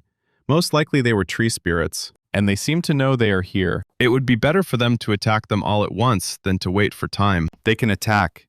His blade is already missing such parties. These are Groot's friends from the Marvel Universe. Since the young leader jumped into the pit, a ton of people have come out to confront Donpil. They're easier to deal with than those they fought before. They're clearly trying to protect something below. Donpil believes they're fighting too. For a moment, there were too many of them, but he doesn't care how many more of them come here. None of them will be able to get past him. The boys were frolicking and chopping wood for the barbecue. Yo Sanrin saw the light, and they rushed there with all their might. The entrance has completely collapsed. Even they won't be able to get in here after them. What they saw next made them freeze in place. The mage sensed the demon's aura. But this is an unusual demonic skill.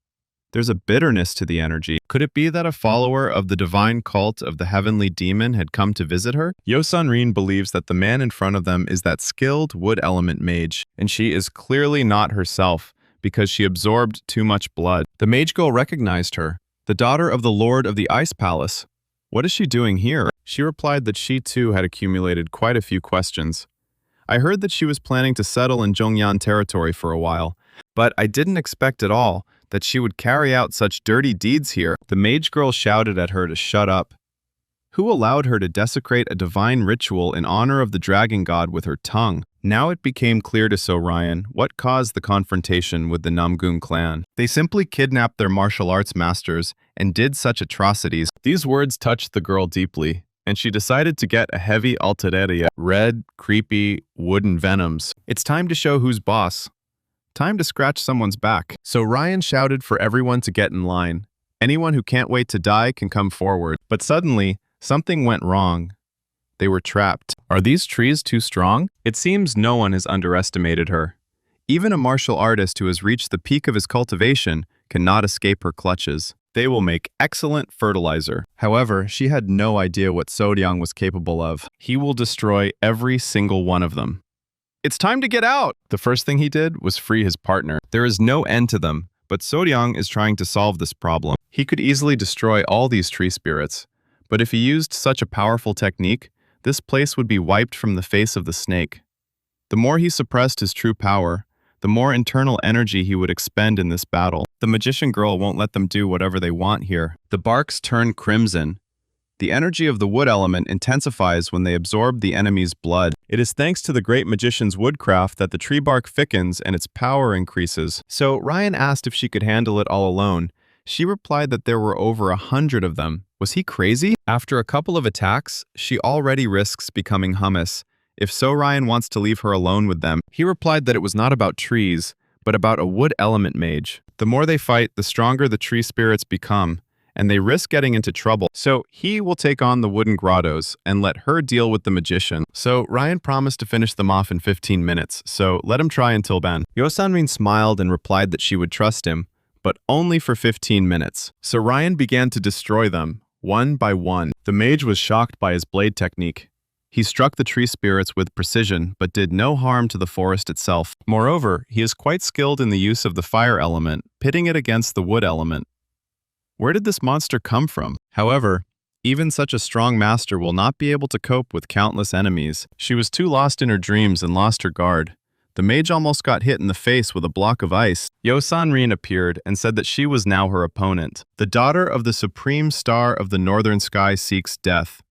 In that case, so be it. Meanwhile, the head of the Dan Namgun clan and his detachment provided assistance to those injured in the heavy fighting. The man told the commander that he was in terrible shape and needed to stabilize his energy. He couldn't believe the entire Lightning Shadow Squad had been wiped out.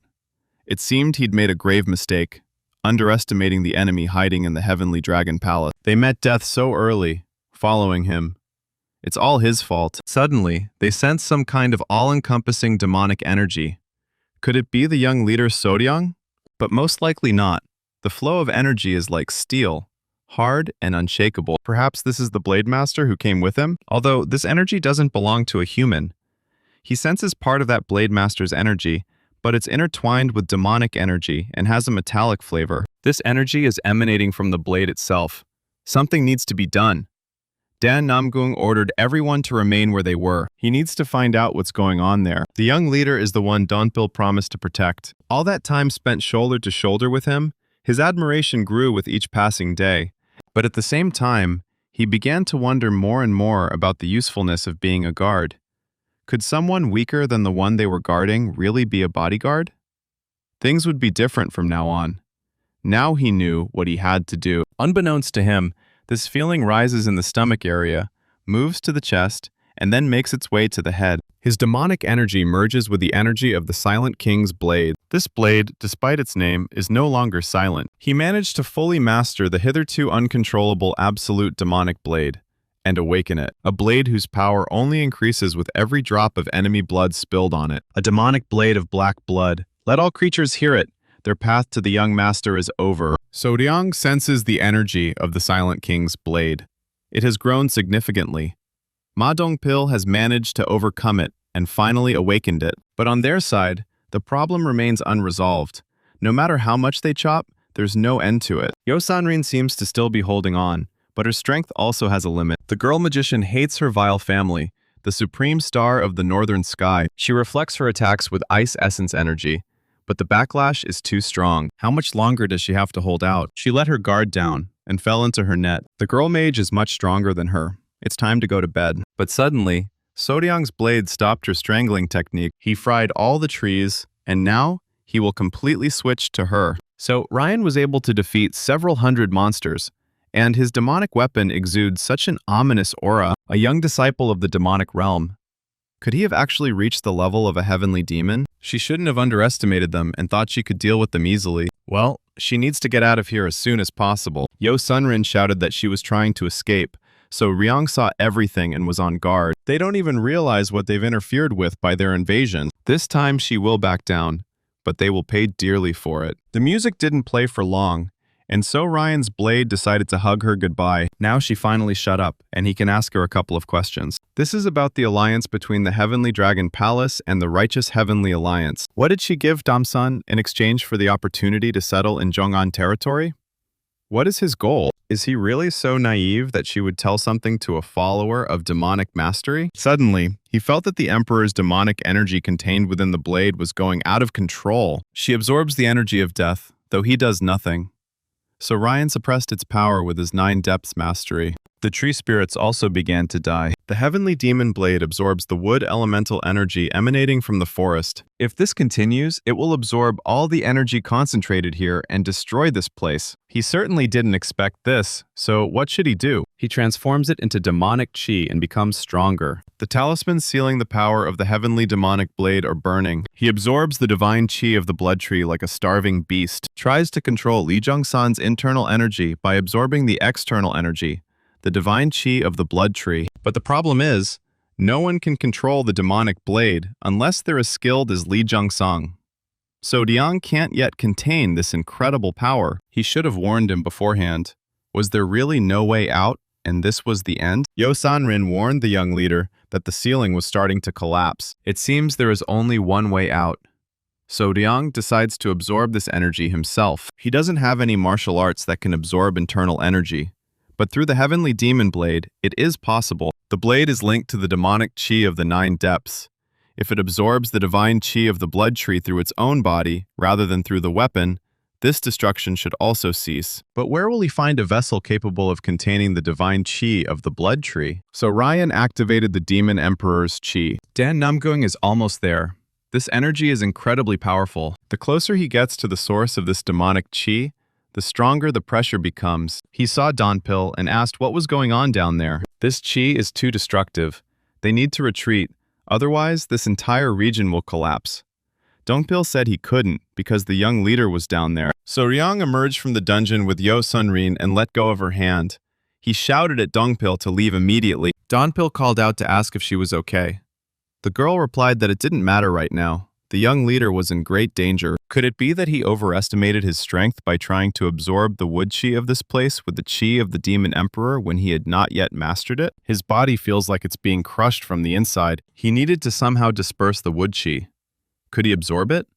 If he did, it would cause an explosion. Dongpil didn't understand what Dan Namgung was going to do. So Liang's life is in danger now.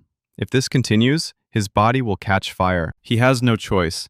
He needs to break the chains of this evil chi. The leader immediately took action and cut the chains of the demon emperor's chi. Meanwhile, a serious conversation was taking place in the pavilion of the leader of the righteous heavenly alliance. Mr. Kang is confident that the house sect is like rats, and it is impossible to destroy them. Dam Se-young just needed a way to paralyze them, even if only for a short time. Mr. Kong chuckled and said he hadn't changed at all. Someone used to say that age is just a number. However, only those who haven't fully experienced all of life's trials and tribulations say that. If age is purely a number, then why bother counting it at all? The head believes it's everyone's business. Is he really going to go for this? Dam Se-yeon is sure that Kong knows. He is a very greedy man. But he's not the only greedy person in the world. The leader of a demonic cult is the same as the leader of a bloodsteel fortress. If he does this, the world will plunge into chaos once again. The world was already in chaos, and wasn't that what he wanted? Khan replied that no, but it would make his life easier. They have the same goal, so they'll do it like old times. Mr. Kang asked why he shouldn't intervene himself.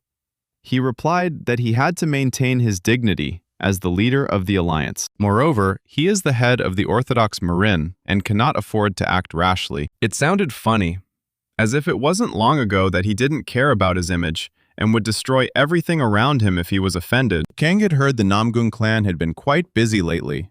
Was he sure everything would be all right? Dam Se-yeon replied that he had complete confidence in them. Mr. Kang heard they're in conflict with the Heavenly Dragon Palace. If he wants, he can visit Anhui. Dam Se-yeon replied that he should just focus on his duties. The man apologized. It looks like he crossed the line. At this time, So Ryan found himself in the demonic court pavilion in his mind. He thought it was another dream. Lee Jung-san was standing nearby. Even in his sleep, he exudes such a powerful aura. What did he want to tell him? The demonic path has no end. It only grows deeper and more majestic. The only limit is his own body. He is born with a specific vessel. It would seem impossible to increase or decrease its size. However, he had already expanded on it once when he created his own demonic arts. If it was possible once, why not do it again? So Liang asked, so he himself was restraining the demon emperor's chi development? Lee Jong-sun replied that he himself hadn't yet reached the peak. He could still absorb more. Even now, he was becoming stronger. He can become as strong as he wants until he reaches his limit. Ryan was still a long way from that. He replied that he knew about it. The demon emperor's chi is the greatest of all demonic arts. If he hadn't set his own limits, he wouldn't have been harmed by that evil chi. Let him set no limits. He is a heavenly demon, the first in the divine cult to master the two absolute demonic arts. The path he walks is harsh and full of trials. So Ryan will never grow up if he sets his own limits instead of being greedy for power. Let him climb higher and higher. If he doesn't, those dear to him will die because of him, just like his battle brothers from the Divine Demon Society. The Lord hopes that Soryang will be able to accept what he could not. After these words, he simply disappeared before his eyes. The pavilion of the demonic cult lord collapsed, and Soryang woke up in the Namgung clan's estate. Dam Namgung said the guy was truly amazing. 10 days had passed, and he still woke up so calm. The doctor came to see him many times, but said that he could not help him anymore. The swordsman who was with him hasn't left his side this whole time. It must be Donpil. And where is he now? He is behind the door and is most likely listening to their conversation. So Ryan sensed his presence outside. It was extremely stealthy, but it didn't seem like he was trying to hide. The demonic chi retreated within him of its own accord. He's clearly progressing. Let him come in. So Ryang apologized. Dongpil was probably very worried. The man replied that this was true. He knew that the young leader would definitely rise up. So Ryang said he's matured. Dongpil learned everything from him. Dan Namgung was shocked. Was this really a conversation between the young leader and his bodyguard? He'd thought the hierarchy of the heavenly demonic divine sect was far stricter than any other Modium faction. So Ryan thanked the man for the service he provided. It's nothing. He just did his duty as a man of the martial arts world. It's not a small thing for him. The reputation of the Namgung clan could suffer if someone found out that he helped him. But he doesn't care about his reputation. He lived by his convictions and will continue to do so. So no need to thank him. He says so, but Soryang knows what he's going through. A clan leader can't live by his own convictions alone. Still, there was something he had to thank him for. Dan Namgung believes that the boy would have survived without him anyway. He has trained in swordsmanship continuously to this day, but has not yet reached the level of mastery he has. However, he is confident in his ability to recognize people. He saw that So Ryan was the one who could deal with that evil chi. His demonic energy could harm others. Even his swordsman could be hit. But in the end, everyone survived. And that's enough. No need to thank him for that. His body has not yet fully recovered. Since he's already here, let him stay and rest until he fully recovers. So Ryang said he wouldn't forget his generosity. His whole body ached. Donpil suggested he lie down and bring food. The patriarch of the Namgung clan is a truly great man. Donpil used to think that there was nothing higher than martial arts. But after meeting him, his opinion changed. If they were to clash as enemies in the future, would he be able to raise his sword against the one who saved his life? To make the enemy lose his fighting spirit before you even draw your sword. This is the true path of the orthodox Murim. As long as he remains, the Namgung clan will be able to revive. Dongpil would love to try fighting him. Soryang is sure he'd make a great training partner. Incidentally, he noticed Dongpil unsheathing the Silent King's sword. He replied that it had somehow just happened naturally. That was just his style. A Heavenly Vault demonic weapon isn't something you can accidentally unlock to its true potential. So Ryan saw his heavenly demon blade. It seems that the balance between external and internal energy has somehow been balanced. Meanwhile, the head of the beggar sect, Changpyeon, was examining the house sect's intelligence network. He had only seen such complexity a couple of times. The assistant asked if he thought sect leader Hao was behind all this. The leader thought that couldn't be true. The man was practically dead in the water. This must be the work of the hereditary leader. There's a genius named Gong Ya-chi, highly prized by sect leader Hao. He sees no one else capable of such feats. The problem is where they get so much confidence and audacity to take such a step. A message has arrived from the south. The leader must see it. A group with the same sinister energy as ghosts. There are about 100 of them. Another report says that their mere appearance makes your blood run cold. This is a demonic cult! Report this to the Alliance immediately. Let the 30 elders order a detachment of discreet guards to be dispatched. Their movements must be reported to him regularly. In the meantime, he and his friend will visit the leader of the Hao sect. The head of the Namgung clan was informed that calculations had been made for all the compensation due to the families of the deceased. The man said to tell them, along with the message, that he would visit them as soon as he had time. The reason why the Heavenly Dragon Palace was able to kidnap people in Anhui for months on end was not because they were confident that they wouldn't be caught. And the thing is, they didn't care whether they were caught or not. This means there's someone behind them. Someone or some group. He believes this group is the Righteous Heavenly Alliance. What is the leader of the Righteous Heavenly Alliance planning? Does he want to subjugate them simply because they don't follow his path? Dam Namgung saw Dongpil training. How much effort did he put in? Even he didn't train that hard. Every day must have been filled with pain. A body like that couldn't be achieved without thinking about the sword, even in your sleep. It seems this guard has dedicated his entire life to martial arts. Dan Namgung apologized. His training was so exciting that he couldn't tear himself away. How is young leader Soryang doing?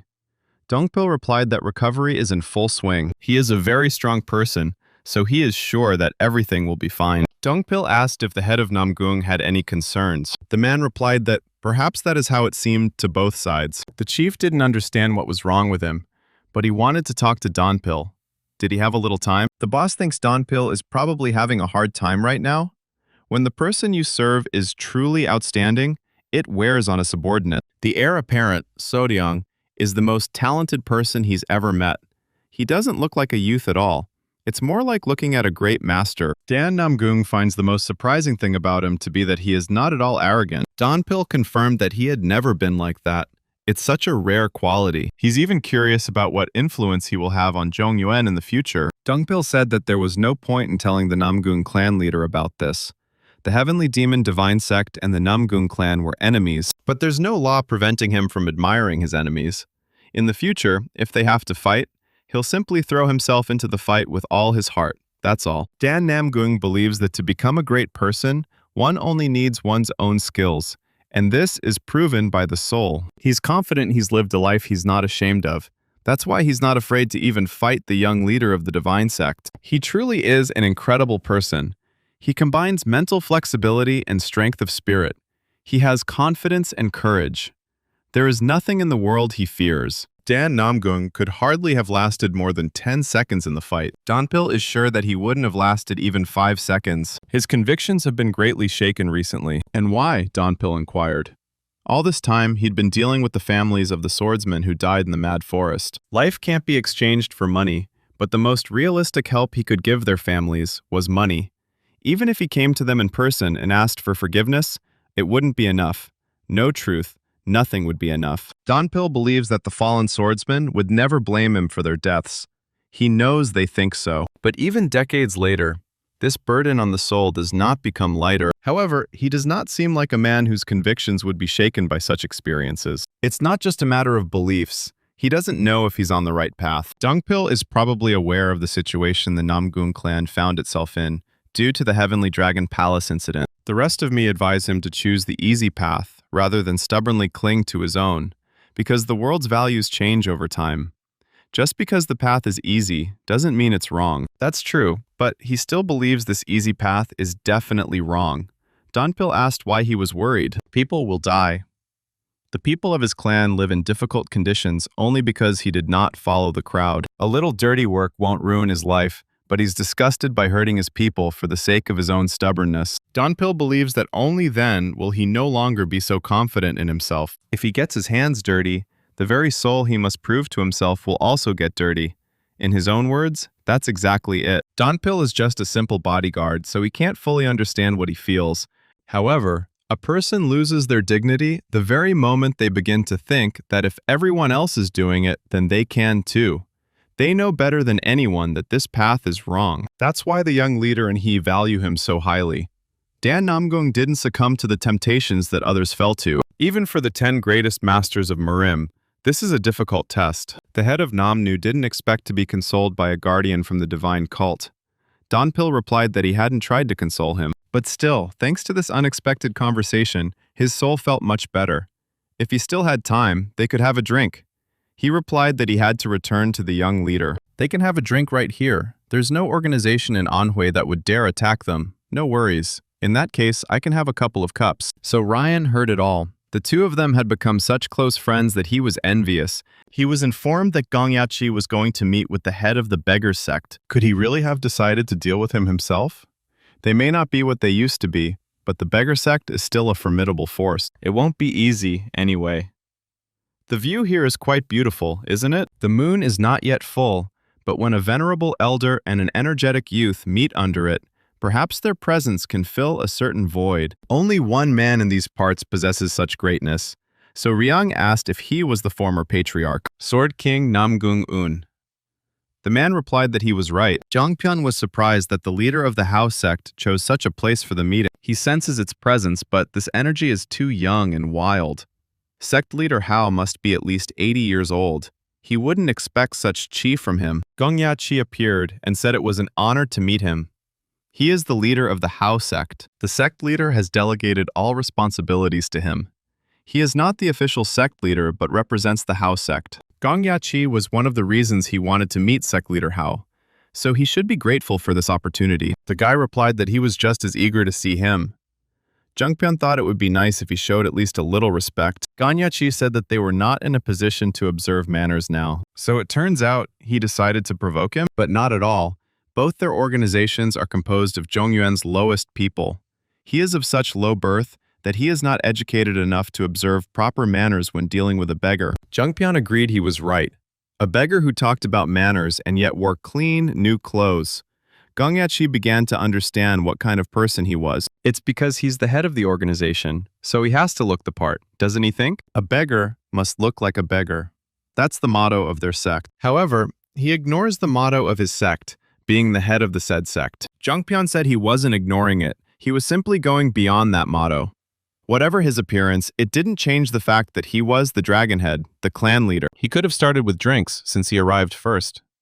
Gong Yachi said he was a busy man, so if he had something to say, just let him say it. Let him stay out of this matter. The house sect is dangerous enough as it is.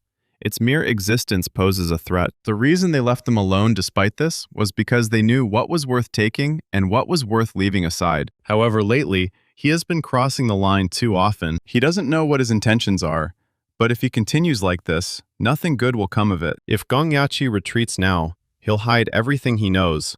However, if he continues to interfere in this mess, then they have no choice but to draw their swords. Gongyachi thanked him for the warning. Jungpyeon had heard that sect leader Hao truly valued him as a disciple. Now it was clear. The boy was much more adaptable than he thought. Gongyachi asked if he was finished. He replied that he was not yet. He himself said that he appreciated his warning, but he didn't say that he was going to take it into account or anything like that. That's exactly it. He listened and appreciated his warning, but he wasn't going to back down from this matter. Gongyachi doesn't know when all this will end, but he intends to see it through. The downfall of the beggar sect ultimately depends on him alone. Of course this makes sense, since he is the leader. It doesn't depend on the young leader of the house sect. He knows that for sure. The fate of the beggars sect was perhaps already sealed the moment he became leader. And what does that mean? Asked Jungpyeon. A sect of beggars, which is daily involved in deception and violence and strives for power, is no longer a symbol of justice. He turned an entire city into ashes to prevent information leakage. And he is also the one who turned the sect of the beggars into the nightmare it is now in. Jungpyeon asked if he was a survivor. He replied that it wasn't important. The important thing was that he would die here. Is this a thirst for revenge? Let him tell me how many martial artists are concentrated here. Does he really think the house sect can compete with the beggar sect? He may not be aware of their presence, but behind him lies a force capable of reducing an entire sect to ashes. Gongyachi has messed with the wrong person. But there's someone else who wants to kill him besides him. He's just clearing the way for them here. The squad from the sect of beggars could not understand what was happening. An unidentified force was approaching. He has no idea what they did. Who really crossed the line? Gongyachi introduced him to an organization that was said to be the most powerful and sinister in all of Zhongyuan. Martial arts masters from the heavenly demon divine cult. The former patriarch of the Namgung clan, father of the current patriarch, and one of the 10 strongest people in the world. The king of swords, Namgun Wung, is a man who has reached the pinnacle of swordsmanship. Perhaps there is a man stronger than him, but no one is better at wielding a sword than him. The man couldn't believe his eyes. He was barely 20 years old, yet he had such fighting prowess. He was certain the world would never see another such talent. So Ryan thanked him for his kindness. His body isn't what it used to be. Could he sit next to him? He replied, of course. So Soryang doesn't mind him invading his personal space. Either he's incredibly confident in his fighting skills, or he genuinely respects him. The guy said that he respects the patriarch of the Namgung clan very much. They are both amazing people. Namgung Wung wondered why he thought that. There are plenty of people in the world who are called heroes, but only a few truly are. It's strange to say this as a follower of the demonic path, but the patriarch of the Namgung clan is a true hero. To hear that from a man of such caliber genuinely makes him feel like he raised him right. So Ryang thinks he did better than anyone else could, but then why is he so great? It's because he's not shocked. This seemed odd because he's actually more shocked than he's ever been in his life. But that's not what So Ryan is talking about. The young leader of the heavenly demon cult, who hasn't been seen in the world for 30 years, suddenly appears in your home. And he's not shocked. If he didn't like this idea, he would have tried to stop the patriarch a long time ago. So Ryang thinks it's a lie. Even if she didn't like him, she still wouldn't stop him because she trusts him. The old man smiled. It seemed the guy had figured him out. Yes, it's true. He respects every decision his son has made. He respected him before, he respects him now, and he will continue to do so in the future. So Ryan is pleased to see such a warm relationship between father and son. And who is his mentor? The very same cult leader. He's incomprehensible. Elder Namgung Un is sure he's an extraordinary person to have been able to raise someone like him. Lee Jung-sun is inherently beyond common sense. He is almost impossible to describe. The demonic martial artists he encountered in his youth. It was hard to describe them all in a few words. If he had to choose just one, it would probably be indomitable. They often collided. After all, they were on different paths. But he still understood one thing. Followers of the divine cult of the heavenly demon are also people. So Ryan said that apparently he was the only one who didn't know this. When he first joined the divine cult, He wanted nothing more than to escape. He didn't know much about the cult and didn't even try to find out. He simply assumed it was a bunch of villains, just like everyone said. Namgung-un said that the child grew up and became the heir to the divine cult. The world is full of strange ironies. Is he planning to leave tomorrow? So Ryan wondered how he knew. It's just a hunch. People like him don't like being in debt. He doesn't want people to start gossiping about him getting involved with their clan. Old man Namgung-un is genuinely interested. The young man he enjoys talking to is leaving tomorrow, which is a shame. What will the young leader say about the duel? So Ryan refused immediately. The old man was surprised. He was sure the boy was also eager for battle. He cannot harm or damage the Namgung clan. After all, they saved his life. So Ryan doesn't want to fight here and suggested going somewhere further away, to a more secluded place. Namgung-un is pleased. Apparently, fate decreed that he became truly interesting to him. So Ryan said he was inferior to his elders, so he could go first. With a superb view, this mountain is rightly considered one of the most picturesque. They say that when you look at her, you immediately forget about all your troubles. It was already dark, but for them, who had decided to have some fun with a duel, it was the perfect time. Namgung-un had heard that a huge tiger and a golden fox had been spotted in the area. Although he considers these to be mere rumors, he can't shake the feeling that they are somehow connected to him, so Ryan felt that his animals were somewhere nearby. He told Namgung-won that he had a wonderful blade. The man replied that it was his favorite. He still hadn't given it a name. It's quite remarkable for a blade to remain nameless for so long, so Young hopes he'll find something worthy soon. The old man thanked the boy. And what could he say about his weapon? It was no less beautiful, a divine, demonic blade. He couldn't think of anything worthwhile for it, so he settled on this one. Namgung-un was surprised. It is a simple name, but it instills fear in the souls of those who hear it. So Ryan thinks that it's time for them to start, otherwise the swords will cool down. The man replied that his comrade was also eager to join the fight. The boy noticed a stable internal energy. He felt no surge or increase in flow. Moreover, it forms an impenetrable shield around it, the blade's energy network. He is ready to attack with his mind, body, and energy itself. The old man seemed to be looking at a man turned into a blade. If he attacked first, he would likely lose. He doubts his attack will be effective against him.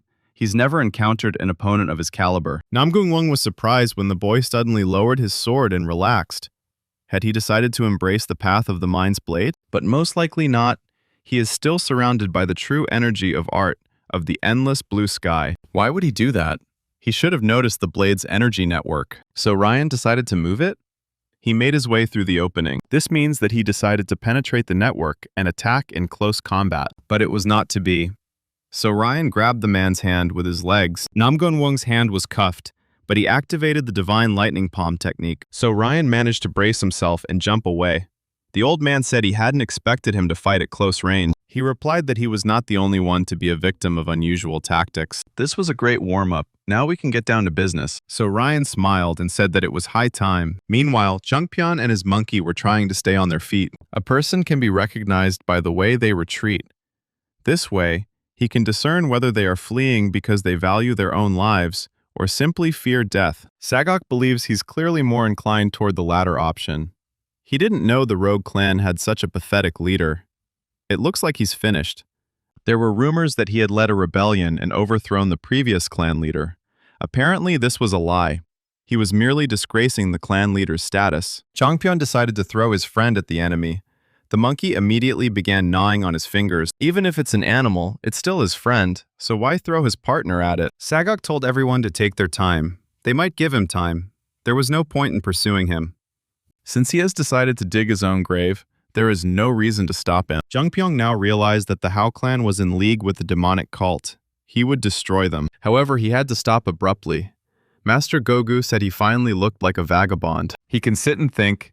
He is ready to hear his last words. Jungpyeong confessed he lost and surrendered. Let him spare him, and he will tell everything he knows. Gualgo found it strange that the head of one of the ancient martial arts mastery organizations was begging for mercy with such a pitiful look. However, he must prove that the spirit of righteousness still lives among the followers of the ancient martial arts. Meanwhile, the fight between Soryang and Namgung-won was gaining momentum. The old man was amazed by the boy's heaven-given strength. His perfectly formed body perfectly suited his internal energy. The world is full of martial arts masters with considerable strength. but he has never seen anything like this before. It was believed that the best form of defense was a good offense, but never in his life had he met anyone who could parry the attacks of the limitless blade. The old man activated his skill, the Namgung clan's invincible blade path. So Ryan didn't expect this at all, but he managed to block the blow at the last moment. But that wasn't all. The guy immediately found himself in the Blade King formation. Namgung-un couldn't believe his eyes. He was able to reflect this too. So Ryan looked at him with his piercing gaze and said that it was his turn now. The old man thinks the boy is positively blazing with determination. Youth is a whole new level of strength, but will he be able to continue using such tactics after his next attack? The ground beneath his feet began to crack. He was shocked that the guy knew in advance that he was going to reflect the blow and turn it back on him, and prepared himself. Apparently, he made a fatal mistake. He reads his movements even in this chaos. So Ryan is at that level of strength where the body automatically reacts to danger and instinctively prepares for the next attack. He truly enjoys fighting, and if there's no way out of a situation, he'll find one himself. But something went wrong. Sodang's clothes were torn. He said he lost. The guy asked why he did that. He could have cut off his hand, but he decided to just cut his sleeve. Namgung-un replied that he could have struck both the throat and the heart, but his blade had no intention of killing. He should understand that too. They fought for real, but it couldn't be called a fight to the death. And while the demonic energy pulsing through his body was terrifying, his blade, just like the boy's, had no killing intent. So Ryan considers this a clear defeat. The man was surprised. Will they end it there? He hasn't shown him everything he's capable of yet, and the guy hasn't either. The guy said that he was going to leave the clan tomorrow, which means today is their last chance. So Ryan didn't think long about the answer. He will try another technique of demonic mastery. Namgung-won didn't expect that there were others. He really is a genius. There is a technique that So Ryan has not fully mastered, but it would be no less interesting to demonstrate. And this technique is called the demonic energy of the Demon King. This time, their battle will be fueled only by the thirst for death. Goyachi believes that thanks to the help, everything went as smoothly as possible. Yangjung asked if he and Changpyeong had crossed paths before. He replied that he certainly had. Then why did he ask them to deal with him? The chief strategist would have taken his circumstances into account and wouldn't have insisted. The Hao clan and the Heavenly Demon Divine Cult still had much to overcome. Even though he hated Jungpyeong, he couldn't turn a blind eye to his prowess. Therefore, he decided the right thing to do was to get rid of him now. Even if he killed him himself, it still wouldn't satisfy his thirst for revenge. His revenge will only be fulfilled when the righteous Heavenly Alliance falls, and the Hao clan can emerge from the shadows. Then he'd be able to fully repay them. And if he'd been upset by the fact that he couldn't deal with some vagabond himself, he wouldn't have had the right to expect the status of clan leader. Yanzong had met many people who had destroyed their own lives because they were consumed by hatred, but the boy seems to be able to see beyond this veil. Goyachi thinks he's being too kind to him. He simply doesn't want to drag out an existence bereft of morals. Master Gogu approached and asked where the young leader was now. He replied that he was in the Namgung clan's territory. At first he was just as surprised as they were, but they really do have a good relationship. The most powerful blade masters among the followers of the ancient art. They are also the sworn enemies of their cult. The King of Blades is also there. Master Guogu believes they have no need to worry. The young leader possesses excellent insight. He also has a strong sense of self-preservation. He's confident that the boy remained in the Namgung clan because he feels safe. Damsen was informed that the head of the Vagabond clan had gone missing. The man asked if there was any news from Elder Khan.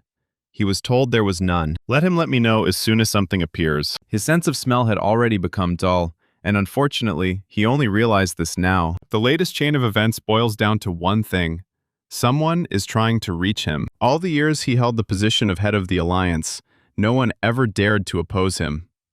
It was boring at times, and now he is surrounded on all sides by enemies he doesn't even know about. This only gets the blood pumping. It's time to take action myself. The strongest blade master in all of Chu Yuan. So Ryan is delighted. It was he who opened his eyes. The man replied that he felt the same way. At first, he thought Soryang was simply lucky and inept, but in combat, he proved more skilled than many other masters. He is much stronger than him, but if they were fighting to the death, he doubts that he could have predicted the outcome of this battle. So Ryan believes that he could have died 8 times today. He noticed that Namgung-un did not use the unusual technique he showed at the beginning of the fight. The man admitted he had failed to use the Mind Blade. Activating such a technique isn't easy. If he had made a mistake, it would have cost him his life. So Ryan said it was very much like a mind blade. The more they discussed battle tactics, the more he realized he had truly lost. The old man believed he was gifted with amazing insight, having also used that combined energy. The boy replied that he still lacked control over it and couldn't use it easily. The aura of his demonic mastery has a bluish tint. This is the energy of the Demon King. It seems more mysterious than the scarlet energy. The man asked if he had any strange sensations while using it, so Ryan couldn't understand what the old man was talking about. What was this scarlet energy? If you can't control this power, one day everything will turn into a sea of blood. He will go mad. And eventually turn into a raging demon. He's probably already tried to master demonic techniques through force. So Ryan said that in the Forest of Madness he encountered the supreme mage of the Heavenly Dragon Palace. He was forced to absorb most of the wood's energy. If there had been another one besides her, he would not have survived. Wood energy represents the celestial dragon, which originates from the east and is associated with the blossoming of life. Therefore, it is excellent for replenishing vitality and regeneration. It was precisely regeneration that the Supreme Mage tried to achieve during the battle in the Forest of Madness. Of course, such ominous energy is compatible with demonic energy, which is the only reason he managed to survive. The problem was that even after subduing the demonic energy, there might still be some wood energy particles left in his body. It will continue to develop within him. And then all this sinister energy will take over his body and mind. Human blood vessels are fragile and have their limits. Mastering both techniques, ideally, is no easy task. Everything would be simpler if he developed just one technique. But he's also trying to master another, no less powerful one. So Ryang remembered that Lord Lee Jung-sun had said the same thing in his dreams. He told me not to set limits on myself. After all, the boy was the first master in the cult's history to achieve the status of a heavenly demon, and mastered two equivalent techniques. The path he'd chosen was fraught with difficulties, and if someone who follows this path constantly limits himself, he will not be able to achieve anything. Consider their long-standing feud. He shouldn't be giving advice, but he doesn't want to see such a great master fall. Innocent souls might suffer in the future. So Ryan said everything was fine, so he shouldn't worry. He knew he could master the Demon King's energy, and if his blood vessels are not strong enough, he will correct this, but he has no intention of retreating. So Ryan was determined to reach the pinnacle of martial arts. Namgung-un saw these little animals and froze in place.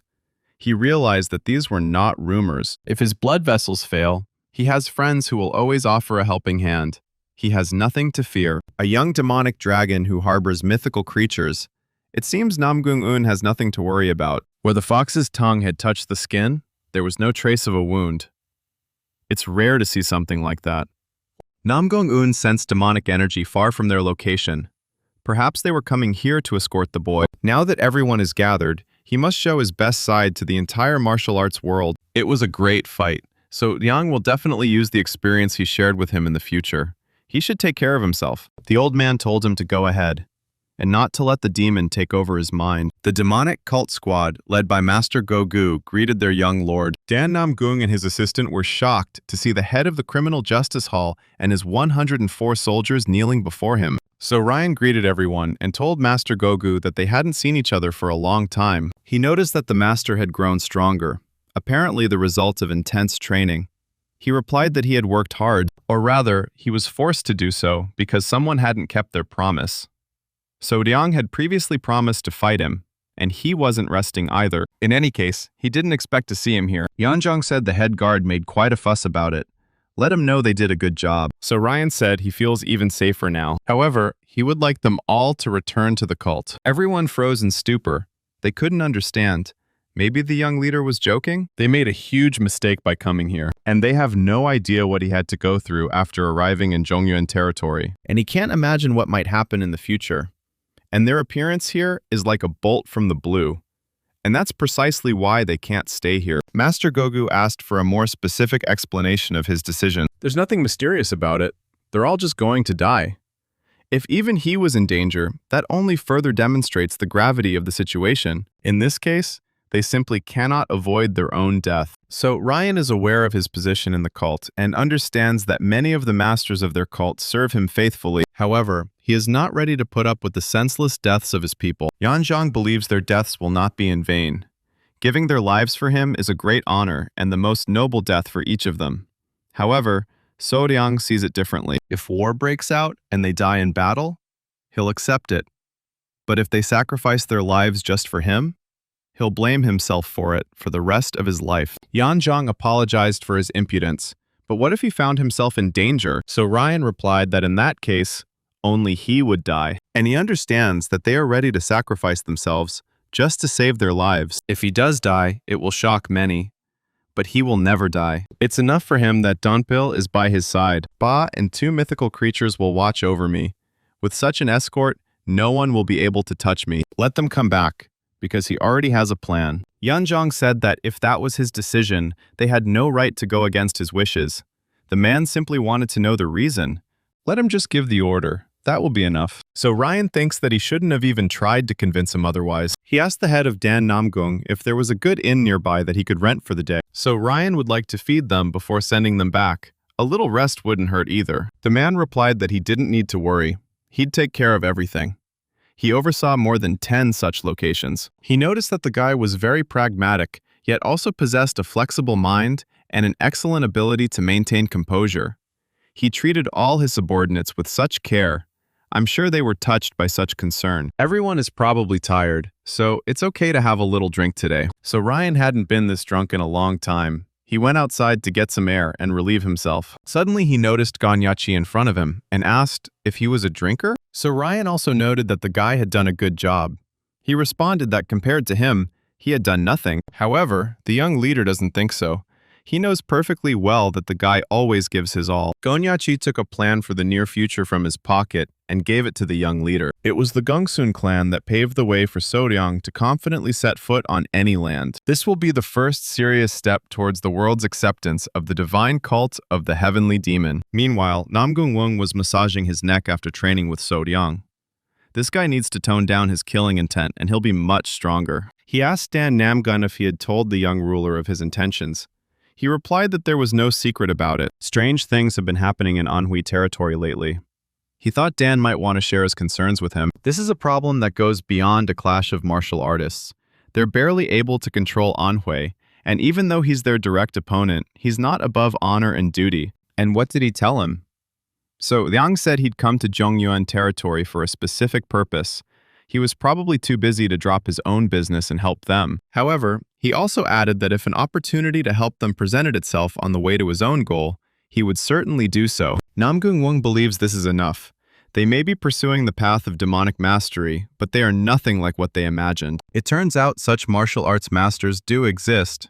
Of course, their paths diverge. However, the road he follows is unlikely to be soaked in blood. Meanwhile, there was a merry party in the pavilion of the Flying Swallow. Master of the Battlesword Pavilion, Kunsan Myung, he had already spoken to the administrator 2 weeks ago about the need to make a decision. They're not doing this for nothing.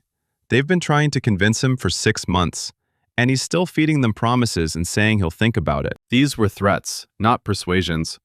What inn would willingly hand over 60% of its profits? Even followers of ancient martial arts aren't that greedy. 60% is too much for him. They won't be able to stay afloat with only 40% of their income. In that case, let him reduce payments to workers. Then they'll lose their trusted employees, who they've worked with for years. Without them, the quality of their products will decline, and people will stop coming to them. In this case, they won't be able to get the money either. Gunsun Myung said these were the terms of the contract. According to it, they guaranteed the safe operation of the inn. He's paying for it, isn't he? It's not stealing. The man shouted that he should be given a chance to talk to the owner. Gunsun Myung said that he himself said that he was taking over the tavern's duties in his absence. This is the final warning. Does he agree or not? The supervisor shouted, maybe they can do it themselves? Gunsun Myung ordered the soldier to finish what he had started.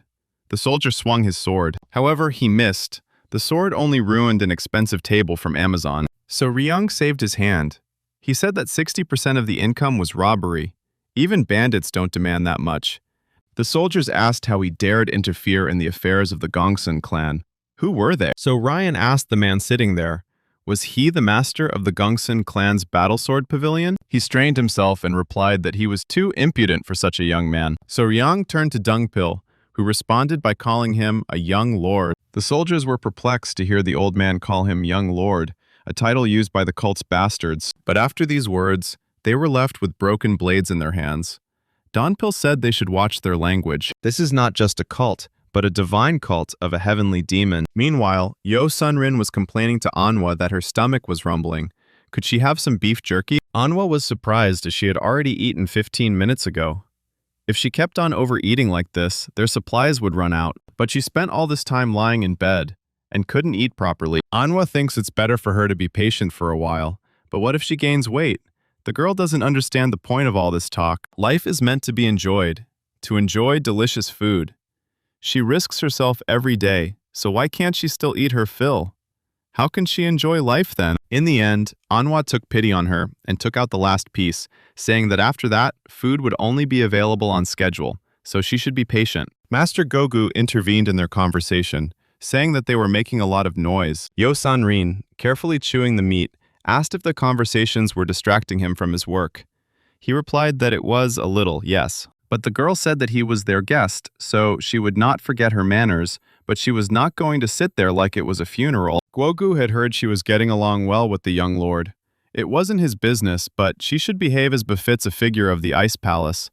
The girl asked if he thought she didn't look noble. The master replied that no. The impression she makes determines how others will treat you. She doesn't know what kind of person he is.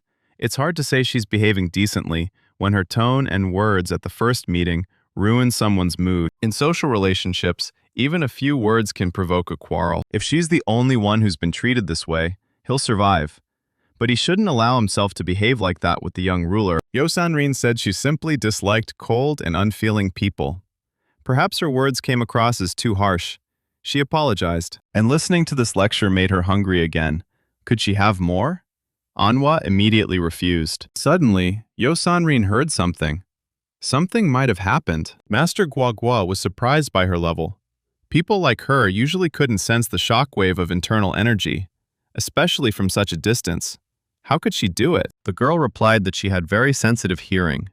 The master himself was only able to focus on what was happening after he barely detected a noticeable flow of internal energy. Now it is clear to him why the young ruler sent all the people away. So Ryan said they had a little time before they returned. Maybe they could grab something to eat? What can he offer them?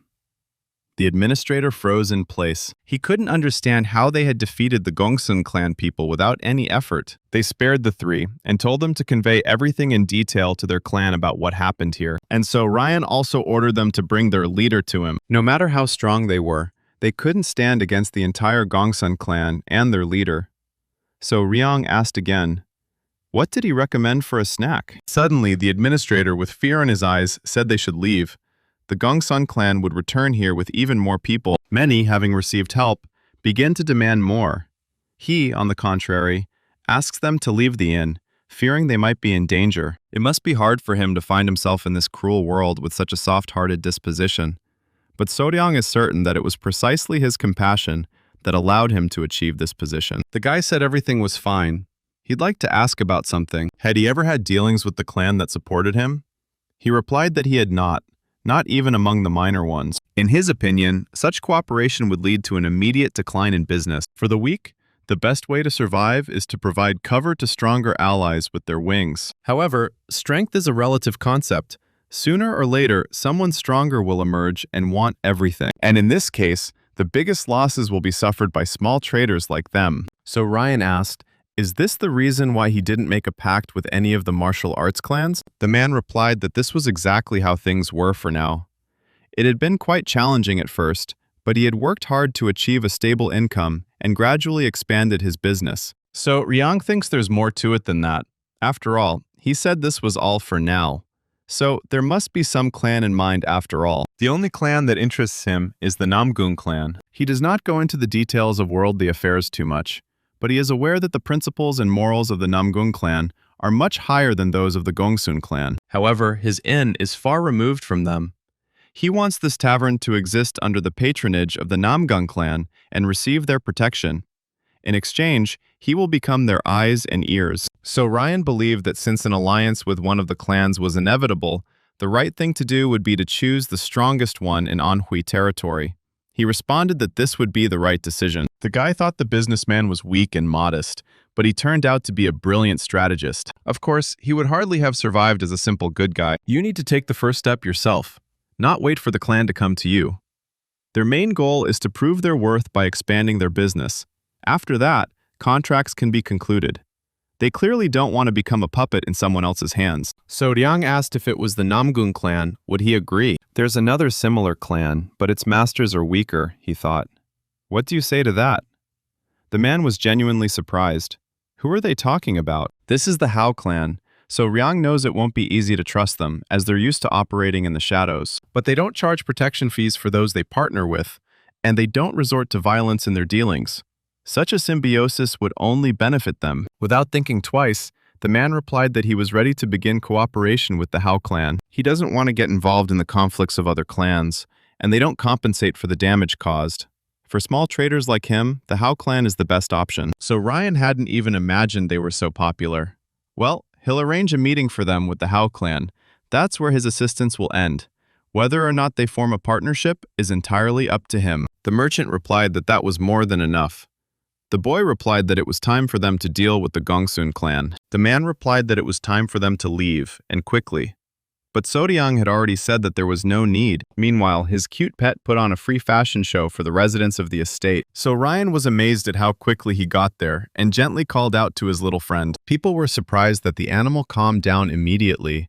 Could this guy really be its owner? Suddenly, countless warriors appeared before them, led by the clan leader Gunsun Huang. It occurred to So Ryan that he had seen this face somewhere in his past life. When Damsun became the head of the Righteous Heavenly Alliance, he summoned all the successors of the influential clans. And although he was only 20 years old at the time, his face was already adorned with an ugly scar. It's a face hard to forget, and now that young successor of the clan is terrorizing a huge territory. So Ryan was surprised that the leader himself deigned to appear. Gunsun Huang decided to personally look into the eyes of the one who dared to stand in their way, because he rarely met people who so fiercely went against his clan. This was his fatal mistake. How dare he do such a thing? So Ryan said he should hold his tongue. He'd heard similar threats countless times before. Something entirely different is important now. Since the ruling classes failed to fulfill their direct responsibilities, many clans took on the responsibility of protecting the population and fighting crime in their territories. Instead of protecting the owner, for some reason he is trying to ruin him, although he should be supporting the tavern, not profiting from it. Gunsun Huang furiously shouted at the boy to shut up, angrily asking who gave him the right to lecture in the first place. So Ryan reminded the fat man that he demanded 60% of all profits. This was pure robbery. People were outraged when they heard this. Kunzun Huan almost broke a tooth with anger. The man sincerely did not understand who gave this impudent fellow the right to stare at him like that. Gunsun Huan activated his internal energy and shouted that it wouldn't take long. He would simply cut off Sodiang's arm and spare him. The young master was only amused by these words, and a malicious smile appeared on his face. And in an instant, exactly what Gunsun Huan said happened. He asked to cut off his hand. What should he do next? Meanwhile, at the Steel Blood Fortress, the leader was notified that Sodiang had appeared again. Leader Asura Song asked if the boy had been staying with the Namgung clan until now. Huanggan confirmed this, but he most likely also encountered the Sword King. Because he hadn't shown any skill in the Murum for a long time, he was intrigued by such a powerful opponent. Asura also thinks so, and dares to suggest that if they were to meet in battle, the Sword King would win with an 80% probability. Huangjan admitted that he is not very knowledgeable about martial arts. The sword of the Sword King is truly terrifying. While he may be inferior to some in general martial arts mastery, his mastery of the sword is unmatched in the world. Moreover, his opponent was a demonic martial artist, and his technique is especially effective against such fighters. He would likely have won, but anything can happen in combat. You can never be sure how it will end. There are times when a master of a peak defeats a master of the highest peak. Ashura Song thinks he's a funny guy. He's a member of a demonic cult, feared by everyone, but he's been accepted by Patriarch Namgung himself. There will never be another man like him. Huangjan believes that Patriarch Namgung has a character worthy of being called a great master. He would never have ignored the young leader Sodiang, even if he were a complete scoundrel. Whether it was due to his personal merits or the rare luck of meeting a truly kind person, all circumstances worked out exclusively in his favor. In that case, they too should do their duty. Huanggan said all preparations were complete.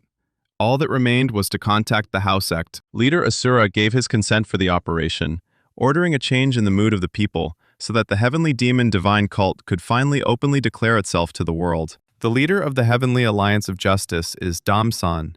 Those who know him say he's a genius among geniuses when it comes to political intrigue. Despite being a Mura man, his intellect surpassed his fighting prowess. However, once he became the leader of the alliance, he stopped using his intellect.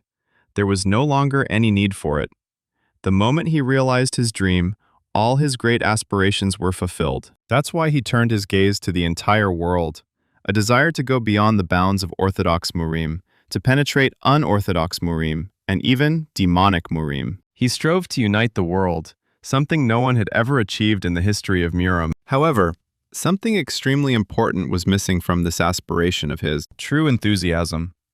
Desire stuck in the mire is superficial. He noted that the demonic cult was acting too boldly and admitted that he never expected the situation to get so out of control. And he bitterly admitted that he was nothing more than a cowardly old man who clung to his position only out of fear of losing everything he had. Damsen realized with regret that it was for this very reason that he had lost that sword. He remembered his assassin, whose services he had actively used even before assuming the position of alliance leader.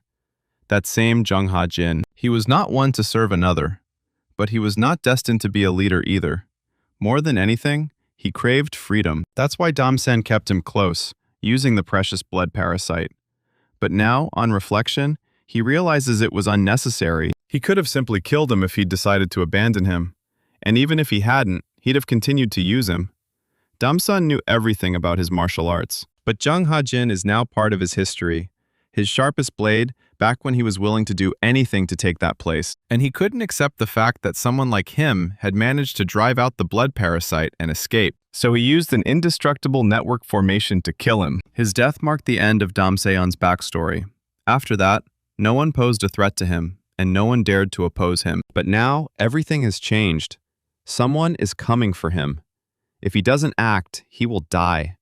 And now is the best time to write the continuation of his own story. He will show this world that they are the strongest in Zhenghu. Gunsun Huang furiously shouted to his men to stop standing there and ordered them to kill the boy immediately. Little Fox Goldie decided to help his owner a little. The squad captain shouted for everyone to disperse. Let them avoid the beast. One half of the squad decided that they could eliminate Sodiang. However, the guy began to put them to sleep, one after another, without any effort. Donpil noted that he wasn't killing any of them, although knocking them out instead of just killing them was much more difficult. He does it as if it were effortless. That's how much stronger the young master is, and yet there is not a drop of aggression in his movements. His movements are flexible and fluid, like a river. His strikes are precise and precise. He is an absolute master, capable of handling the entire sect single-handedly. So Ryan is so strong that he can take on one of the 9 sects single-handedly. He turned to the rest of the squad and said that they were next. Donpil noticed that his eyes had changed.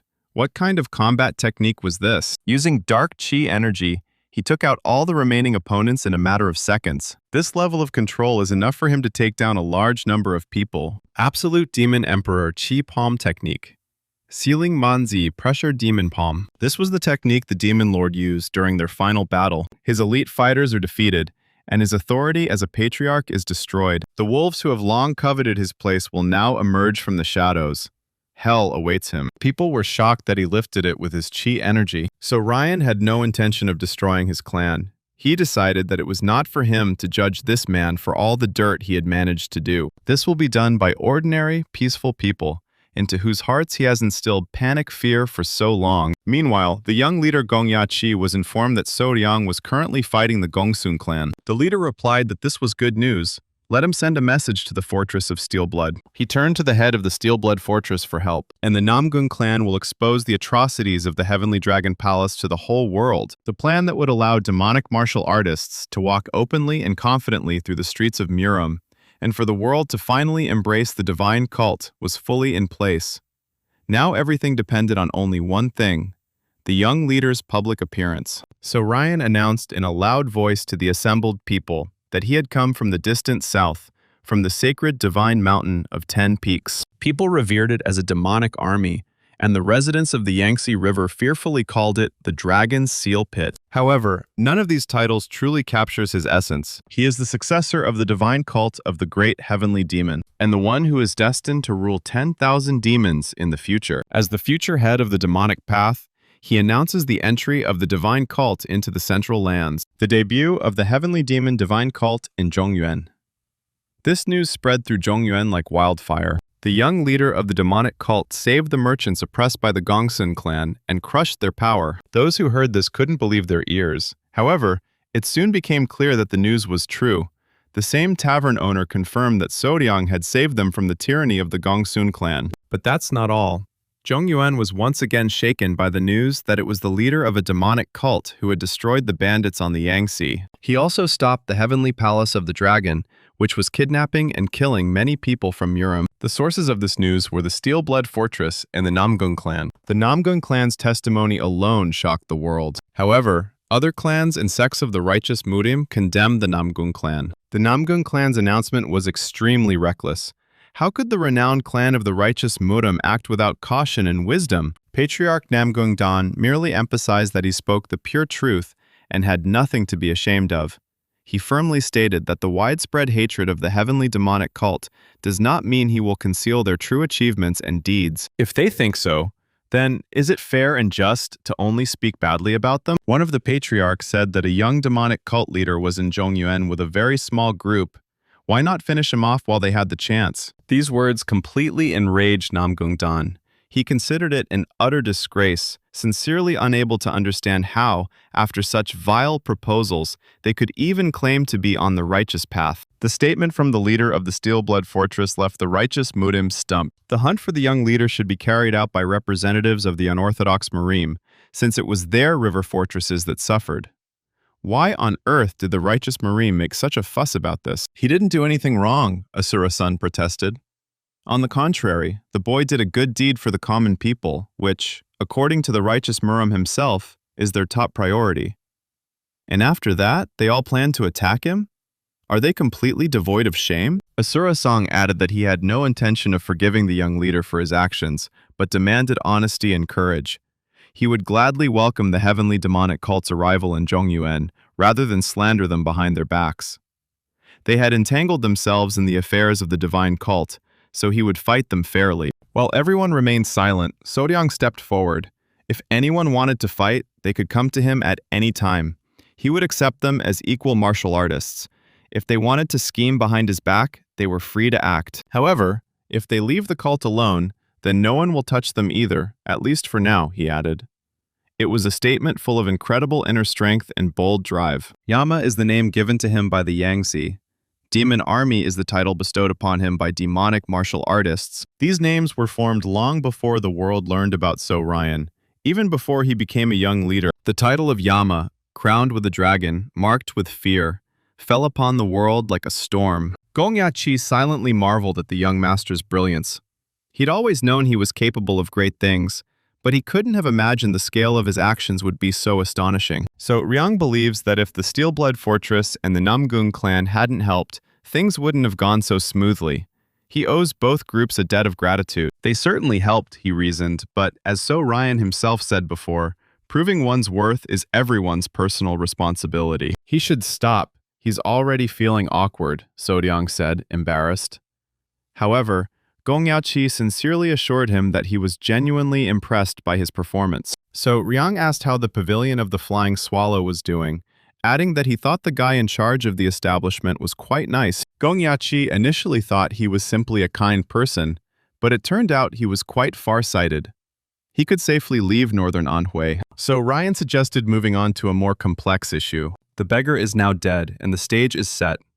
He thought it would be much more difficult to get to this point, but everything went smoothly thanks to him. The divine cult and he had just tied themselves to something grand. Now they can afford to relax a little. But Gonyachi is a completely different matter. So Ryan is genuinely glad that the guy is happy for them and doesn't let his guard down. In the current situation, both the righteous and the unorthodox Muvim will inevitably try to find out everything about them. This puts the house sect in a dangerous position. So Ryang assured that he would provide assistance in any case if it was within his power. He simply asked the manager to let him know when necessary and not try to handle everything alone. Gongyachi warmly thanked the young master for his support and, bowing politely, said that it was time for him to go. So Ryan yawned sweetly, and it flashed through his mind that he was quite tired. However, at that very moment, the figure of a criminal law master suddenly and silently appeared behind him. Master Gogu asked with displeasure how long they would have to stay here. So Ryang clearly hadn't expected to see this face today. He replied that they would have to stay here for another 3 or 4 days. The boy silently hoped that Master Gogu wouldn't decide to challenge him to a duel right then. So Ryan decided not to ask him any more questions, and simply said briefly that they could go. Meanwhile, Anhwa was showing off her fighting skills to her friend Yo Sun-rin. The girl was quite impressed by what she saw. She had mentioned earlier that she had been diligently cultivating her inner energy since a very young age. Anhwa replied that it was indeed so. All servants at the Center of Inner Enlightenment do this. After all, they couldn't do their job well if they lacked stamina or strength. Yo Sun-rin reminded him that it had only been a short time since she had begun studying martial arts. Anhwa said she had started shortly before the young master had gone for his checkup. It turns out that during this time, she completely mastered the chi emission technique. This is quite impressive. What was truly amazing was her sense of chi. The way she used internal energy was simply astounding. Yo Sun-ri doesn't know if these are demonic arts, but even those who envy him won't be able to say a bad word about this technique. It literally deprives the enemy of the opportunity to ever fight again. Well, she shouldn't be too happy. Real combat is completely different, even if she has a great understanding of chi. Even the greatest martial artist can fall to an assassin. They both still have a long way to go. Yo Sun-rin wondered if talent was passed on too, or was it because her master worked so hard? Literally everyone around the young leader is incredibly gifted. Guardian Donpil's martial arts skills suddenly skyrocketed. He had trained hard before too, but she was sure he had learned something new from the young master. Yo Sun-rin will have to try her best to stand up for him. Suddenly, a deafening explosion reached them. As it turned out, Soryang was conducting a training duel with Master Gogu. Yo Sun-rin was surprised. For a simple training session, this was quite aggressive. The young master still had so much to do today. They were wondering if they should go and take a look at what was happening, when suddenly, an old pet, a huge tiger, crept up silently behind them. Yo Sun-rin asked if that was the noise that had woken him up.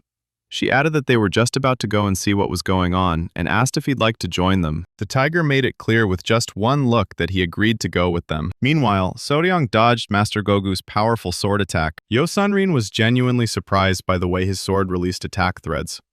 She had heard before that such a weapon was much more difficult to master than a regular whip. But what if it had been her?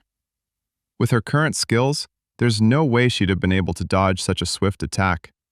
At best, she'd have been able to withstand no more than 7 hits. Master Gogu noticed in time that the enemy's fist was moving swiftly towards him. It seemed that So Ryan had calculated his trajectory in advance and completely blocked his escape route. So Ryan said he's better at techniques than he is at manipulating chi. That's why he fights like this, rather than reacting instinctively in the most dangerous situations. This is also worthy, but against someone who is superior to him, this approach will not work. Now that he has mastered the technique, let him try to focus on training chi. When his mastery of chi reaches the same level as his mastery of techniques, he will discover a whole new world. Master Gogu thanked the young master for his instructions. So Ryan shouted loudly to Yo Sun-rin and the tiger that they no longer needed to hide and ordered them to calmly come out to them. Yo Sun-rin gracefully descended from the tiger's back and enthusiastically noted that their fight looked incredibly impressive. So Ryung asked her what exactly had impressed her so much, to which she confidently replied that she now clearly saw what aspects she needed to work on. The young gentleman saw a sparkle in her eyes. It seemed she was serious. He told everyone to come here. Dongpil, Anhwa, and Goldie. Today will be training day. They'll level up all their skills. Yo Sun-rin reminded them that they hadn't even had a proper meal today, and Master Gogu said that at this rate, he'll be a little late too. At this time, the young patriarch of the Hebei Peng clan, namely Peng Yul, was telling the girl that she would not have gone through this if she had listened from the very beginning. Perhaps this is what the Uyang clan was aiming for? To become equal to the 5 great clans? Peng Yul added that she should be sincerely grateful to him for the opportunity he gave her. After all, he's from the Peng clan in Hebei. Never mind, Soryang will meet you soon. The next day, at the House Sex Anhui branch, Gong Yachi told the young master there was something he needed to know. The conversation centered on the rising stars of righteous movim. A major event known as the Central Celestial Assembly is approaching, convening the finest young geniuses from the 9 great sects, the United Alliance, and the 5 great clans. So Ryan remembered that this had been a worthy meeting before, where they had competed with each other, honing their martial arts. But now, everything has changed. It has become thoroughly politicized. They are no longer concerned with the path to perfection, but with the desire to prove their own superiority over others. One day he was serving as a guard when Damseng's disciples arrived there. So what? So Ryong asked. The young man explained that on the eve of the Central Celestial meeting, an extremely unpleasant incident had occurred.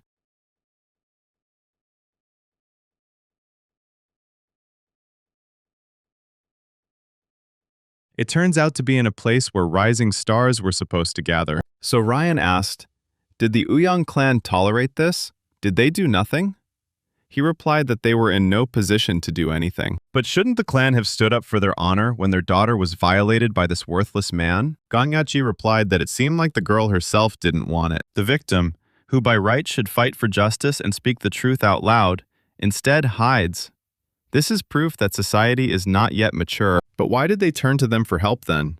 The house sect is an intelligence organization, not one that solves other people's problems. What did they even want? It wasn't the patriarch who came to them, but the victim's brother. He asked that they contact him immediately if they noticed the young Peng clan patriarch getting drunk or otherwise in a vulnerable state. But apparently he clearly intends to kill him at this moment. Guogu noted that he was telling this because it concerned him too. One man planned to deal with the young master of the heavenly demon divine cult as soon as he appeared in Zhongyuan. But after the uproar, he took his words back. And this man is the Peng clan's patriarch. They've mobilized their forces to get to him. It turns out they want to manipulate public opinion. The Peng clan's forces have already advanced into the southwestern regions of Shandong.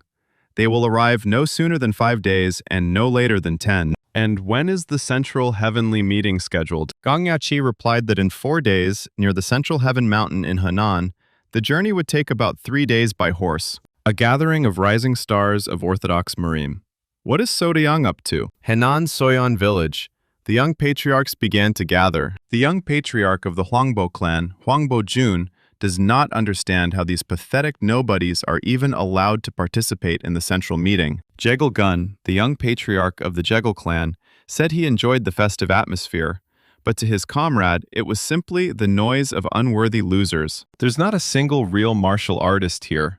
They're all just worthless cowards trying to impress them. Let him look at all this rubbish around his sister. Huangbo Jun is irritated that he has to breathe the same air as them. Jegal Gun said there's nothing he can do about it. There are many people in the world. There are sure to be differences in skills and personalities. And this year, there are few representatives from the 9 sects here. He doesn't think the Namgung Tode clan will come. It will be rather boring. But as soon as he began to pray in his mind, the gods heard him, and the eldest daughter of the Namgung clan, Namgung Hua, and the second son, Namgung Ryong, appeared before them. Jegal Gun greeted Miss Namgong. She hadn't attended a meeting for several years. What brought her here? The girl asked if she shouldn't be here.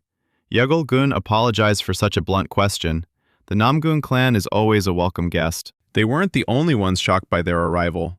The young patriarch of the Peng clan from Hubei, Peng Yol, was also there. He thought that this year's Central Celestial gathering would be boring, but it seems he was wrong. Pen Yol said that the girl was beautiful, as always. "I'm just a human," Namgung Hua replied, smiling as she noted that he had become much stronger and more robust since their last meeting. It's been 5 years since they last saw each other. He hopes he's grown up over the years. Panyol looked at her younger brother and remarked that he had impressive chi. He must have trained a lot. Namgung Ryong replied that he was still weak compared to his sister. However, Pangyol doesn't think so. His martial arts are strong enough to become the clan's successor. He's certain he's simply being modest. Pangyol doesn't sense her chi very well, but it can't be that she is stronger than him. Why don't they go inside instead of standing here? Since they have guests from the Namgung clan, should they have a drink? Namgung Hua replied that they were going to talk to others. Byung-yeol didn't understand the gesture. When else would they get the chance to get together like this? Namgung Ryong reminded that the Central Celestial Assembly is not a celebration of the 9 great sects, the United Union, and the 5 great clans. It is for all rising stars of the Murim. They will approach the meeting as they see fit. He too should reconsider his approach. Penyol accepted their decision. Nothing can be done if they don't want to drink with them. In any case, he won't waste his energy for nothing. Namgung Hua. She has become very beautiful in the last 5 years. This meeting will be extremely interesting for him. He will have to try to stay alone with her. Namgung Rang thinks that this idiot has gotten even worse over the past 5 years. His sister said it wasn't just him. All the rising stars of famous sects and clans look down on the rest. The other rising stars ignore this arrogance and try their best to impress them. This is what the Orthodox Murim have come to. My sister also doesn't understand how it came to this. Water that stands still inevitably rots. By this logic, their clan is also in danger. They should engage in self-criticism. The sister noticed that his brother had become wiser thanks to the isolation training. Young successors from other great Murim clans suddenly greeted them. They were honored to meet the swordsman of the renowned Namgung clan. Namgung Hwa said they shouldn't talk like that. Her brother pointed out that they weren't such great people after all. Jung Jung-soo apologizes for the late introduction, and this is his sister, Jung Sang-hui. Namgung Hwa had heard of a hero with a blade that could slay mountains. She didn't expect to meet him like this. My sister told my brother that when he was in isolation training, this guy took the title. A year ago, he single-handedly fought off the Green Forest. Jung Jung-soo was embarrassed by this statement. People might misunderstand, and he doesn't deserve such a lofty title. Namgung Hwa added that this happened when a village in southern Shandong was attacked by an Azure Wolf fortress. He intervened to help. He bought time for the villagers to escape, and then fought the Azure Wolf's forces alone. Namgung Rong apologized for not recognizing him right away, and introduced himself properly. Jung Jung-soo's sister said that her brother is very shy, so they should understand. Jung Jung-soo plucked up the courage to come up and say hello, thinking it was a once-in-a-lifetime opportunity. They were still a long way off anyway. The second daughter of the Jegil clan approached them. Soyeon envied them, as they were already so close to the Namgung siblings. However, he believes that the Namgung clan does not care about differences in status, since they are drawn to the demonic path. They hadn't seen each other for a long time, but they had met several times before. But she'd never met Namgung Ryung's brother. She was pleased to meet him. Namgung Ryung thinks that the girl just said something very unpleasant. Jegil Suyeon replied that her tongue always gets her into trouble, so she apologizes. But it's not about them. She should apologize to them. Jung Jung-soo and Jung Sang-hui. The girl insulted them, although she herself is no different. Namely, she insulted their status. Let her apologize immediately. Seo Ryang stood among the crowd, listening attentively to their conversation. He sincerely admired Namgung Ryung, mentally noting that the guy was quite good, but he finds it quite amusing to watch children fight. Jegil Soyeon couldn't believe her ears. Was he seriously demanding that she apologize to these two? And all this just because she'd pointed out the difference in their status? Namgung Ryung replied that if she truly grew up in a martial clan of the orthodox way, she should understand the problem. She should apologize to them immediately. Jegil Soyeon muttered in confusion that perhaps she didn't mean those two at all. It seems the clan excelled in word games, but had no martial or scholarly merits. The girl indignantly asked what exactly he had just said, to which Namgung Ryung sharply asked if she was deaf. He added bluntly that her clan was simply extremely skilled at wordplay. Jegil Soyeon asked icily if she had understood correctly that he had just insulted the entire Jegil clan. She firmly added that if that was indeed the case, she would not let that insult go unanswered. Namgung Ryung calmly replied that he hadn't mentioned the Jegil clan at all. In fact, he asked with a chuckle why she'd assumed his words referred specifically to her family. Her older brother, Jagal Gun, approached them and apologized, explaining that his younger sister was still too immature, and that was why she provoked this ridiculous conflict. Jagal Gun added that he was ready to personally apologize for her as an older brother, and asked those present to change their anger to mercy and forgive her. Namgung Hwa admitted that her brother was quite harsh in his words. He simply lacks experience. She apologizes for that too. Each of them apologizes for their younger sibling, but the level of dignity is very different. The boy from the Jegil clan is simply trying to smooth things over, while the girl from the Namgung clan sincerely believes that her younger brother acted wrongly. So their problem is solved? The girl replied that everything was fine, but let Mrs. Jagel apologize to these two. She approached Mr. Chan, seeking his support and asking if they were going too far. Jung Jung-soo responded that everything was fine, and that he did not want to make a big deal out of the incident just because of an apology. However, Namgung Hwa noted that he shouldn't behave like that. He shouldn't get used to insults. Why is he trying to cover up an insult he received for nothing? The character and personality he has built over time is not something that should be humiliated. Overestimating your qualities is, of course, a problem, but in her opinion, underestimating yourself is also unacceptable. This wasn't a situation where a third party should have intervened. She was sure the two of them had faced worse. Perhaps she shouldn't have said this, since she's never experienced anything like it herself. But nevertheless, she reads that one cannot remain silent in the face of injustice. So Ryan thinks it sounds a bit childish, too idealistic and unrealistic. But that's the orthodox way. She learned her lesson well. It was a good speech, if a little awkward. Wasn't she being too harsh on Miss Jeagle, forcing her to apologize? After all, quite a few people were watching. Namgunghwa believes that they are not so petty as to refuse to apologize just because someone is watching. Pangyul replied that she was right, but they were the heirs of the 5 great clans. Doesn't she understand that they are the pillars of Orthodox Murim? It's been that way for hundreds of years. Their apologies carry far more weight than anyone else's. And they're in a position where they shouldn't be so quick to bow their heads. Namgunghwa looked into his eyes and asked, "Does he think it's special?" He replied that there was no other way. How could anyone survive in the Murim without such confidence? The girl said that if he's special, then everyone else is just as special. However, Penyul thinks that's unrealistic. Specialness proves skill. Namgunghwa noted that this trait was created by his family, not by him. But the boy believes it makes no difference. Being born into the right family is already considered a talent. Namgungyong said that great people come from such great families, but he only learned to talk beautifully instead of improving his character. Pangyul heard Lady Jeagle openly accuse the Namgung clan of being allied with the demonic cult. He added sarcastically that in that case, her words weren't a mistake at all, as she had spoken the pure truth. Demonic martial artists are known as terrible people, so their words are quite understandable. Namgunghwa said they respected those who behaved like humans. At least the demonic masters they encountered inspired nothing but respect. He hasn't even met a real demonic master, and he's already judging him.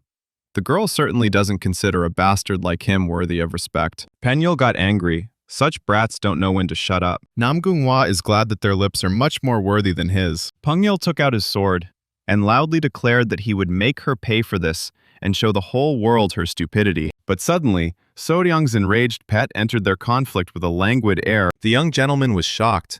What was he even doing here? He even burned him out of nowhere. They are not food. He urgently needs to get rid of this habit. Namgunghwa is the first to recognize the young master of the divine demon cult. Soryang asked if she was the daughter of the Namgung clan from the crazy forest. They had met before, hadn't they? People were shocked to see him here, as they had just recently heard news that he had single-handedly crushed an entire sect and plunged all of Zhongyuan into chaos, the one nicknamed the Dragon of the Bottomless Pit. Soryang. What is he doing here? Huang Bojun suddenly ran up to him and asked excitedly what he was doing there, so Ryan indifferently asked in response who he was, and he immediately introduced himself as the heir to the great Huangbo clan. Huangbo is from Shandong, right? Soryang asked, adding that he was well aware of those who like to call themselves great heroes, when in reality, they are nothing but brainless idiots. Huang Bojun literally froze in place, stunned by such harsh and insolent words addressed to him. In any case, he has no business with him. He's interested in a guy named Penyul. He was genuinely indignant, not understanding why a lackey of the demonic path would have any business with him at all. So Ryan immediately addressed him as you, and with an imperious gesture, beckoned him to him. Huang Bojun was extremely unhappy that the young master ignored him, and he meanly decided to attack him from behind. However, he was unsuccessful. Soryang intercepted his chi-infused fist without the slightest effort. Fixing his opponent with an icy gaze, the young master ironically inquired why his blow was so soft and weak. With hands like those, he couldn't even catch a fly. He'd be willing to let a verbal altercation at their first meeting slide, but since he tried to kill him, let him think that he is fully prepared to pay the consequences. The tiger was so happy that his owner decided to treat him to a juicy bone. Namgung Ryung told his sister that this was too harsh. However, she immediately objected, reminding him that it was Huang Bojun who had first committed the cowardly attack with the clear intent to kill. So the boy was extremely lucky that the young master had spared his life at all. She understands that the situation is tense, but she cannot so recklessly attack the young master of the demonic cult. This isn't just a personal dispute between individuals. It could escalate into a conflict between orthodox and demonic Murim. Fear instantly pierced Pengyul's entire body, as Huang Bojun was defeated with incredible ease. He couldn't have imagined that the young master of the demonic cult would be so devastatingly powerful. So Ryan extended his hand, cloaked in powerful chi, and shouted loudly at Pengyul, asking if he had gone deaf. Tell him to come out immediately. The wave of chi emanating from Soryang was so overwhelming that everyone present was on the verge of losing consciousness. So Yang asked with a grin if Penyul, who had spoken so boldly, was now not even going to listen to him. Pengyul's body began to move of its own accord, as if against his will. The young master, with no visible effort, simply by the pull of his powerful chi, smoothly pulled him toward him. So Ryan added with a cold smile that he really liked obedient boys. The young master informed him that he had heard rumors that he had dared to abuse the daughter of the Ouyang clan. Pengyul was completely stunned, sincerely not understanding how this monster could have found out about this. So he'll confess to what he did? Now he won't have to feel guilty about crippling him. Pengyul furiously shouted that this was all complete nonsense and confidently declared that the main forces of his great clan were already on their way to finally deal with the insolent man. The young master of the demonic cult was now definitely finished, so Ryan calmly replied that he had said so himself, admitting that the Peng clan had indeed mobilized all its forces to capture him. Namgunghwa and everyone else were shocked by this news. After all, it was essentially a declaration of war. The atmosphere had changed dramatically. Now everyone was vying with each other to vilify the Peng clan. It was as if they'd suddenly forgotten what the young master had just done. So Ryan said that since he had already drawn his sword, he should at least cut something. Pengyul became incredibly enraged and, gathering all his remaining strength, activated his clan's secret technique, the divine art of the cosmic void. And he quickly went on the attack, bringing down his primordial blade of thunder on the enemy. So Ryan responded to his attack with a lightning-fast heavenly demon fist, which managed to erect a barrier of 9 heavens. However, this didn't help him much. So Ryang's powerful blow shattered the barrier, and Penyul flew back at great speed, literally sealing himself in a stone wall. Pengyul lost control of his body again.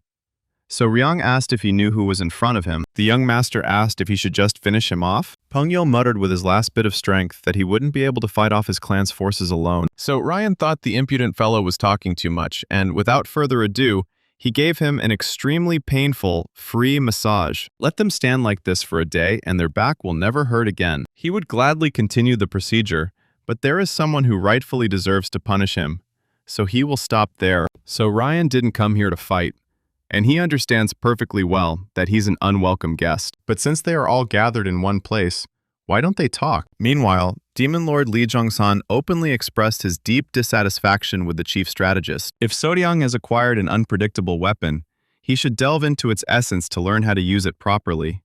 He shouldn't get hung up on what he's accustomed to. Hoi O-san asked if he could sense the young master's demonic chi. It's extremely difficult to put into words. He believed it was difficult to find a definition other than a simple feeling. But in reality, the whole situation was far more complex and profound. The chief strategist couldn't understand how he could sense the young master's chi from such a distance. He was definitely not human. Is he interested in the Central Celestial Assembly? He can find out about it. The Demon Lord replied indifferently, not caring at all about some childish get-together. However, the strategist immediately and respectfully reminded him that this major event could be directly related to the young master. They just happened to be about the same age. And Soryang has nothing in common with these kids. He would be surprised if Soryang didn't suppress them all. Meanwhile, the young master himself could not understand why the rising stars of the righteous Murim stood and looked around with such indecision. Should he be happy about this? Not because his opponents are so low level, since it's precisely these people with whom he must coexist in this world. So Ryan loudly declared that he was the heir to the heavenly demon cult. They had all gathered here because they had been chosen by their clans and sects as heirs. He was the same generation as them. Instead of having a gathering where they lick the boots of the powers that be, why don't they talk about everything as people who are supposed to lead the Murim forward and without conflict? A guy from the crowd shouted, "How can they even trust him? He could lure them into a trap or even try to kill them." So Ryan didn't expect to hear this from a representative of the righteous Murim. He would gladly praise him for his courage, for daring to admit his own weakness. But he's alone here, and there are more than 200 of them. The outcome of any battle is impossible to predict. Doesn't he think that was a bit of a cowardly statement? If so Ryan had wanted to attack them, he would have set an ambush from the start. Even if he was lying now, they were wise enough to understand. One thing is clear. No matter their martial arts level, Soryang is a dangerous person, said Jang Sang-wi. And in general, This gathering is intended for the rising stars of the righteous Morim. And it's not because he's from a demonic cult. He can't be here because he follows the demonic path of martial arts. They consider him an unwelcome guest, and besides, he beat up the heirs of the Peng and Huangbo clans right in front of them. One could chalk it up to personal reasons, but doesn't he understand that he's put them in a difficult position? Then why didn't the girl attack him right away? Zhang Songhui believes she's incapable of challenging him at her current level. What just happened has already been a serious test for them. She doesn't want to continue the conversation, so he should leave. So Ryan said that he had no intention of holding them hostage here. As he said, they just need to talk. But he doesn't want to argue or fight. If someone is willing to discuss the current situation with him, they can arrange a meeting. Zhang Songhui finds this dangerous. What that guy said earlier was perfectly reasonable. How can they possibly trust him and listen to him? So Ryan didn't say they should listen to him. He wasn't in a position to give orders. It was simply a proposal for a meeting. The guy genuinely didn't understand why they all thought he was pressuring them. If it was because of past conflicts, he simply had nothing to say. However, just as the demonic cult is an enemy to these clans, they are all, without exception, enemies to him as well. One may be wary of someone who comes into enemy territory and extends a hand, but there is no need for him to be so closed off. So Riang is currently in Zhongyuan with just a few people. While he's strong, he's also incapable of fighting the entire righteous Morim on his own. Yet, despite the risk, he's here. And he doesn't want to die a senseless death. Nam Gunhua noticed that the faces of those present softened after his words. Zhang Songhui doesn't understand why anyone would want to talk to him at all. Zhang Zhengsu raised his hand, surprising everyone.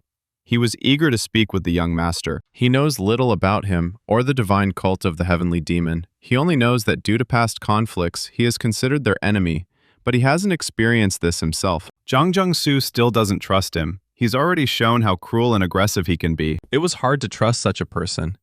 Yet, he felt that Soriang was speaking sincerely. The young master asked what would happen if he suddenly decided to kill him.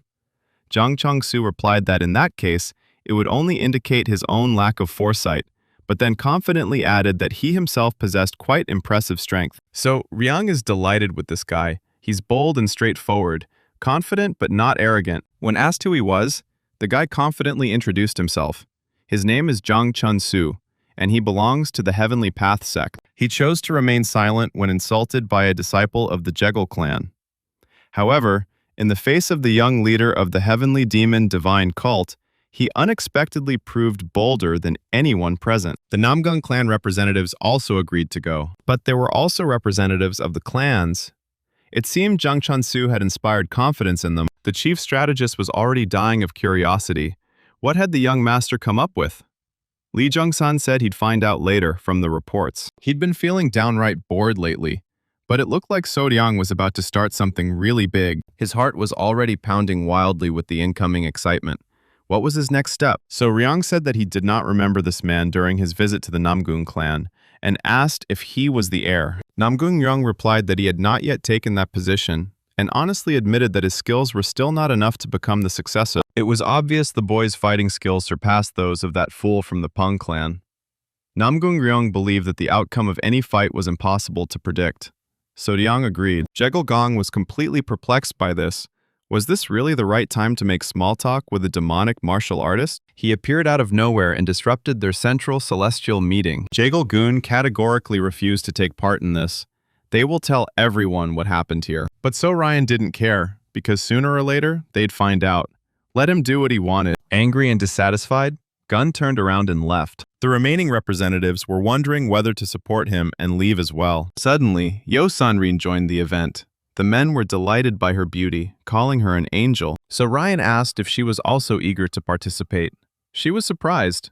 Why not? Shouldn't she be allowed? She is the daughter of the Ice Palace and may be present as a representative of the forces beyond the walls. The young gentleman only warned her to keep her eyes open and not get into trouble. About half of them left.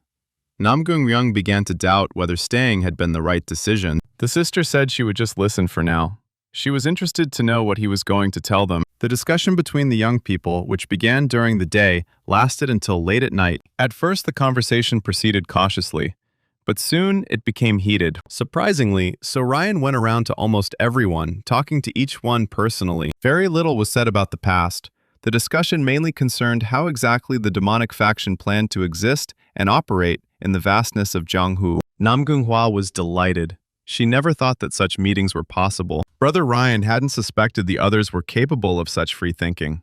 Hua said that even if their fighting prowess was inferior, they had far more life experience. They live longer than them in the real world. It seems they themselves are too narrow-minded. Sharing your thoughts is the real meaning of the Central Heavenly Assembly. Who would have thought that the young master of the divine cult would return him to his original goal? Zhang Changsu stood up abruptly and declared that they had all agreed to be here. They couldn't allow a war to start. He does not say this for the sake of beautiful words and ostentatious righteousness. The smaller sects and clans will be the first to perish. The true strength of the righteous Murim lies in countless small sects and clans.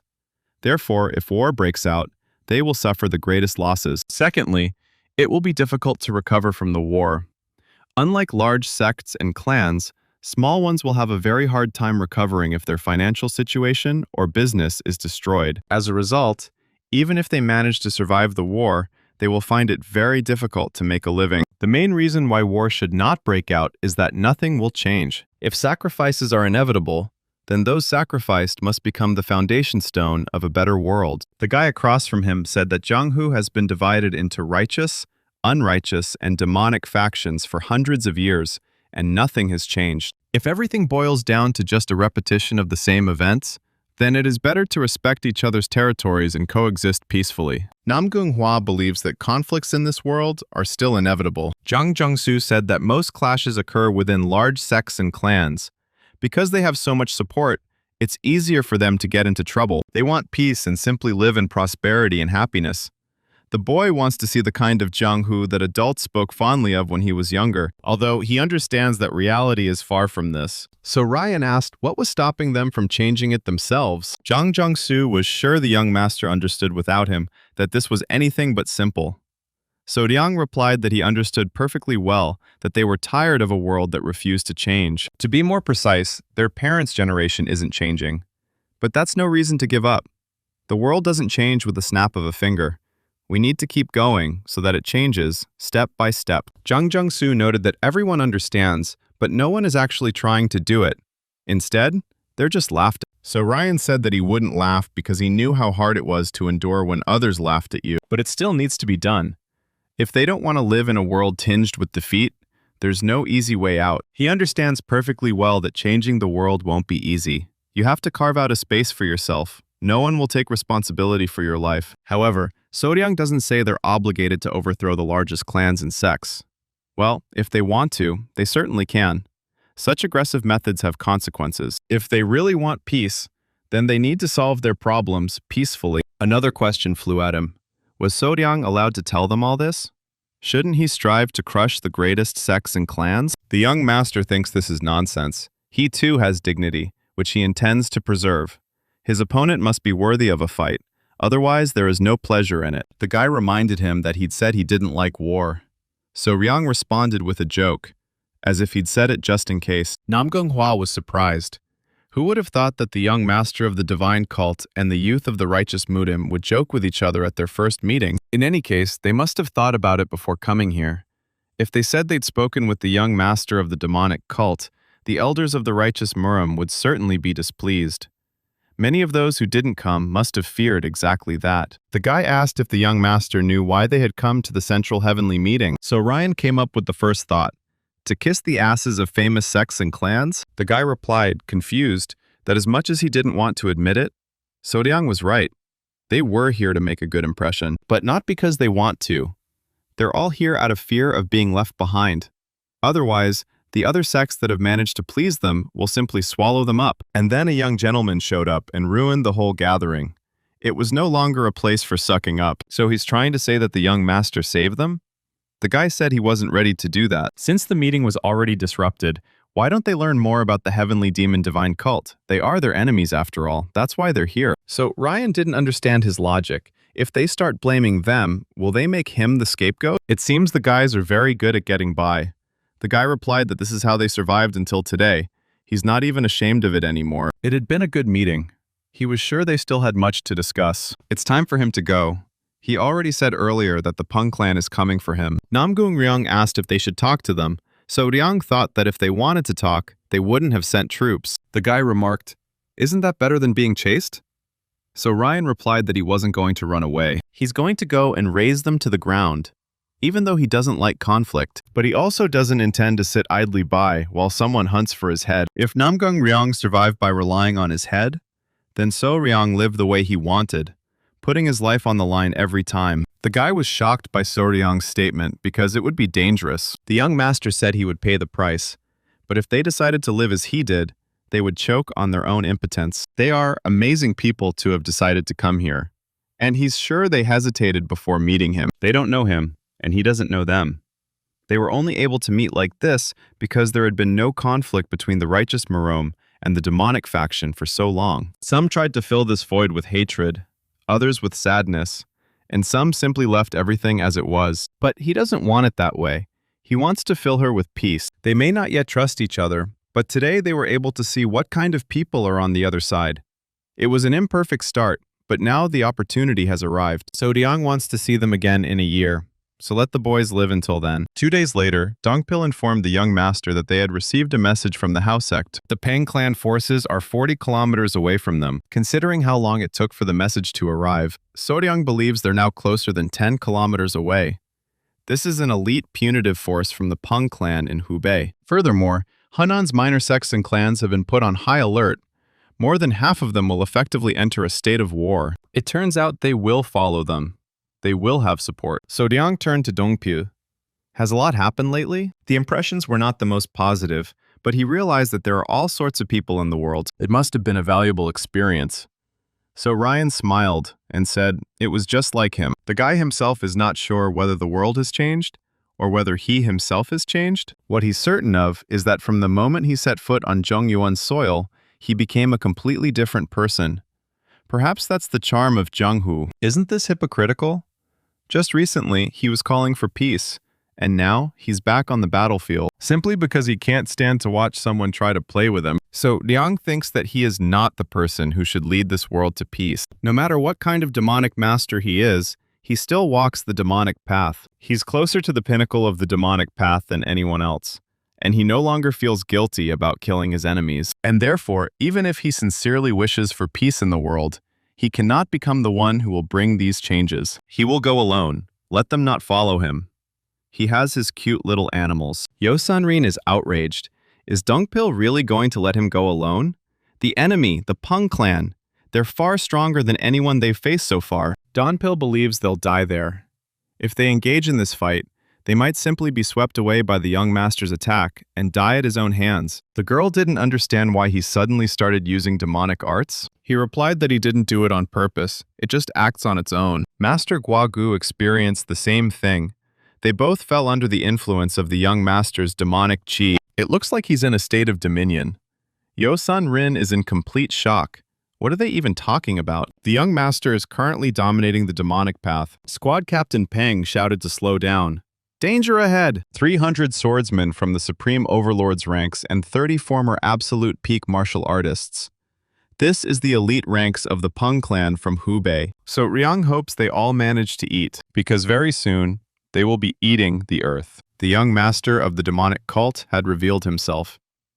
Before the captain could even shout the attack, he had him put to sleep. His deputy shouted to the detachment that the commander had a stomachache and that they should hold the line. So Ryang took to the dance floor to show off his new dance. He fluttered like a butterfly and rhythmically waved his sword. The rivals motivated each other. They cannot give up. They have to beat him. A nimble old man with the technique of the blade of primordial thunder lightning decided to show what he could do. Retired martial artists of the Peng clan, all of them at the highest peak level. It turns out their beard was more milk-soaked than our heroes. They were definitely different from those he had seen on Mount Huashan or in Zhongnan. They were hardly swayed by the fact that the squad leader went to take a crap behind the bushes right in front of them. The powerful old man shouted at them not to give So Ryan a single chance. Let them attack with all their might. So Ryan felt like he'd sustained internal damage. He hadn't experienced that in a real fight in a long time. If he let his guard down even for a moment, he could truly die in this fight. This only makes it more interesting for him to fight. As he expected from the Peng clan's elite, their strength was impressive. The old men couldn't understand what kind of technique Sodiang wanted to use. He shouted to Goldie and the Tiger King to get ready. he would need their help. At that moment, the cute little animals were eating their food deliciously. The demonic arts of the 9 depths that made him who he is now, a symbol of his past and present. The demon emperor's chi that will determine his future, a symbol of the present and the future. Apparently, he should give it a try. The past, present, and future are distinct, but they cannot be separated. The same is true for martial arts. If you cannot give up either of the demonic arts, then you must learn to accept both. There are clear differences between them, but there is also one key common feature. This is him. These fighting techniques will stay with him forever. The demonic path cannot exist without the righteous path, and vice versa. This is what existence is. Now they won't have a chance to retreat. The man decided to go to extremes and activated his powerful 5-tiger blade technique, Gatebreaker. But it didn't help him at all. So Ryan dodged and immediately made it clear who was stronger in this battle. The Demon Emperor's key is heaven, and the demonic arts of the 9 depths are earth. Who is he then, if he has both? Let them not even think of running away. So Ryan realized he had no limits. Meanwhile, the first guard Mudam asked the Demon Lord to understand him, where he was coming from, and what was behind his words. Lee Jung-sun asked what he wanted. The young master had already sent the guards back. The guard believes they should send them back anyway. He is their deity, the one who will lead the cult in the future. He requires protection. He also asked the chief strategist how he could remain so calm when they knew that the losers in Zhongyuan might be planning something terrible against the young master. He wouldn't even be satisfied if they sent the great 9 demonic elders there instead of guards. This kind of attitude in the presence of the Demon Lord was unacceptable, and Lee Jong-sun made this clear to him. Guardian Mudam realized his guilt and asked not to forgive his insolence. It was simply that the young master of the divine cult always had guards nearby. Lee Jung-sun asked the first guard if he had to raise his sword against him, could he do it? The man said that there would never be a need for this. But even if he had to, he would not have been able to raise his sword against him. Lee Jung-sung made it clear that Soryang needed the same treatment. He still had a long way to go, but at his core, he was just like him. This means that what he wants is what the heavenly demon wants. The demonic path is the path of desire. Desire gives birth to obsession, and obsession gives birth to union, to merging with the object of desire. In other words, to fulfill the purpose of the demonic path, you must become one. Lee Jung-sun was the same. The great 9 demonic elders were the same, and so were the forerunners of the divine cult. The same applied to the candidates for succession, but so Ryan was different. The Demon Lord didn't expect him to use the Demon Emperor's chi in such a way. One day, a great monk told him that obsession only distances one.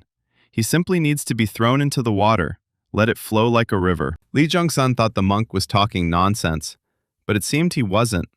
By creating distance, they became one. The ruler chuckled loudly, loud enough for the entire pavilion to hear. What on earth had this madman come up with? Lee Jung-sun gave instructions to the chief strategist. Tell him to convey to the lord of the secret palace that he wishes to see him. The strategist froze in place, unsure of his next move. He asked if these were all the instructions. Let him say that the matter concerns the inheritance of the 10th great heavenly demon. Meanwhile, Anhwa was training hard, so Ryong said she was doing great. Let it hold out a little longer. We need to maintain our core concentration. You have to hold on, even if it hurts. The longer you hold on, the stronger you become. She trained really well, so Ryong is sure it was really tough for her. She held up very well. He would gladly tell her that she needed to rest, but right now, she needed to engage in energy cultivation. The initial stages of demonic arts allow for much faster progression than righteous martial arts. In the early stages, it's easy to grow even without much effort, so sooner or later, you're bound to hit a wall. Current training is preparation for that day. The more she pushes her limits, the less noticeable this wall will be. So Ryan felt a little tired. Of course, what did he expect from him? To deal with an entire squad? It looks like he needs to overcome his limits too. He had created an extremely effective killing technique by combining the 9 depths demonic arts and the Demon Emperor's chi. But using 2 demonic arts at once put a colossal strain on his muscles. His nerves, too, felt like they were about to burst into flames. For the first time since reaching the ultimate demon realm, his body couldn't keep up. He needs to overcome his own limits as soon as possible. Otherwise, his body simply won't cope. Gongyachi greeted the young master. So Ryong hadn't expected to see him today. He'd arrived earlier than he'd promised. The guy hurried to bring him good news. So Ryong knows that good news always comes hand in hand with bad. Let's start with the bad. The number of Orthodox sects that now consider him their enemy has increased significantly. Most of them are still not open about it. This was, of course, expected. But the younger generation is a different matter. They don't act openly either, but in some places there are already forces that are well disposed toward them. So Ryong doesn't understand why they need this if they don't even know what he really wants. Gongyachi thinks it doesn't really matter to them. The important thing is that there are many people who are interested in him and who like him. Did So Ryan realize that wasn't all the news? He replied that of course not. The younger generation supported him, but the older generation disliked him. The older a person gets, the more afraid they become of change. And it doesn't matter at all. If they take up a sword, he'll take one too. If they extend a hand, he'll pull too. Gongyachi believes he needs to be more careful from now on. The situation is tense. Anything could happen. Meanwhile, Yosan Rin was treating the Tiger King. He's so big, but he's acting overly dramatic. Gongyachi gave a letter to Soryang, which contained good news. The Jiangxi Merchant Guild wants to enter into a contract with the Divine Cult. The Jiangxi Merchant Guild is an association of merchants operating throughout Jiangxi. The Jiangxi region is home to the largest concentration of merchants. Incredible amounts of money are transacted there. In fact, merchants wield more influence in Jiangxi than anyone could imagine. If this contract is concluded, the divine cult of the heavenly demon will gain an ally equal to an entire region. Gongyachi congratulated the young master. His deeds had attracted the attention of even such a large guild. However, So Ryan found this strange. He had never done anything so significant before. The decision hasn't been made yet. They want to meet him in person first. So Ryang wasn't expecting that at all. He thinks it's all because of Gongyachi. He's completely lost his sense of smell. So Ryan couldn't believe that he had even thought that this was true. He's convinced it's a trap. It would be more plausible if the Shaolin Temple wanted to support them. Gongyachi said the elders in Jianghu disliked him, that he shouldn't let his guard down. So it seemed he himself needed to be on guard. However, they checked the sender's address and handwriting. He is certain the letter is indeed from the Jiangxi Trade Guild. So it turns out that they sent this to deceive the young master? So Ryan is 100% sure that this is a trap, because it was he who created this guild in his past life. Damseng's greatest wish was to unite the trade guilds in Jiangxi. By his order, he eliminated anyone who stood in his way. He wiped out all the bandits from the dark streets, so that the merchant guilds could grow and prosper in peace and tranquility. The leader of the Righteous Heavenly Alliance. It was he who actually helped the Jiangxi merchant guilds unite. Gongyachi hadn't heard anything about such information. But isn't it obvious? If they hadn't dug deeper themselves, the Hao sect wouldn't have known about it. But how does he know this? Master Gogu asked. He replied that in his position, all kinds of information comes to him. But why did the leader of the Righteous Heavenly Alliance do this? It's quite obvious. Jiangxi is right next to Murim. Besides, they're close to the Bloodsteel Fortress. It's a kind of defensive wall for them. Plus, the Jiangxi Merchant Guild isn't the Jianghu sect. They're merchants. No one would cross them. They have a sea of money. Kill two birds with one stone. And there's another reason why this letter is absolutely a trap. The head of the Merchant Guild hates the demonic path. He would rather willingly go to his death than allow the demonic world of martial arts to continue to exist. Gongyachi realized he had truly let his guard down. He had been blinded by his recent successes. It was his job to doubt such obvious things. He was in a field where betrayal was commonplace. He feels guilty and said that he will check everything right now. So Ryang told him not to overextend himself. Let him take his time. Did you get the feeling he might become Soryang's chief strategist in the future? He'll be back in 2 weeks. Let the young master take care of himself. So Ryan feels like he's taking on too much. He needs to rest when he needs it. Master Gogu asked him how much he valued him. He replied that it was most likely due to concern for his colleague. He has a lot to do. He can't let him drive him to work. And anyway, he just never did anything for him. So what brought Master Gogu here? The man replied that he had learned something, but thought now was not the time. He would return later. The news that the Peng clan was trying to kill the young master of the heavenly demon cult spread everywhere. Patriarch Peng said he had placed the blame squarely on the Supreme Overlord's troop and destroyed them. They had disowned all their old martial artists, stripped them of their surnames, and neglected to dispose of their bodies. However, this further damages their reputation. When public opinion is so negative, it's better to simply acknowledge the situation and lay low for a few years. A clan leader shouldn't be so evasive. Damsen asked, what about the demonic cult? He doesn't even need to hear his answer. He's confident that public opinion is positive. The leader of the Changcheng sect, Wu Yihan, said he was right. The problem was that people's opinions about the demonic cult had changed. At first, it seemed like some clueless boy was simply trying to get attention, but he was anything but an ordinary boy. Damsen asked, what about what they discussed last time?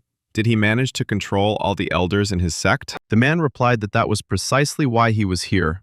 They were ready to act at any moment. Elder Kong will contact him soon. Wu Yihan understands that this has taken a long time. It seems the Hao sect was not easy to deal with. Damsen believes that it is always more difficult to catch a rat than a tiger. He must start immediately as soon as he contacts him. It's time to rein in the demonic dragon. You need to drink less. You'll soon become a drunk. The young gentleman received another letter. But the postman found it difficult, so Ryung ordered everyone to gather. They grabbed Gongyachi. Meanwhile, the Hao sect's Hubei branch was burning to the ground. The branch leader ordered his warrior to report what had happened to the young master. But as soon as the warrior went to do his duty, he suddenly became ill. Kong Wuchang, the leader of the Formless Temple, expected this from the Hao sect. Hiding in a place like this, they're real rats. The branch leader shouted, "Who is he?" He replied that he didn't need to know. They would all go into hibernation tonight. The alliance leader received a letter from Elder Kong.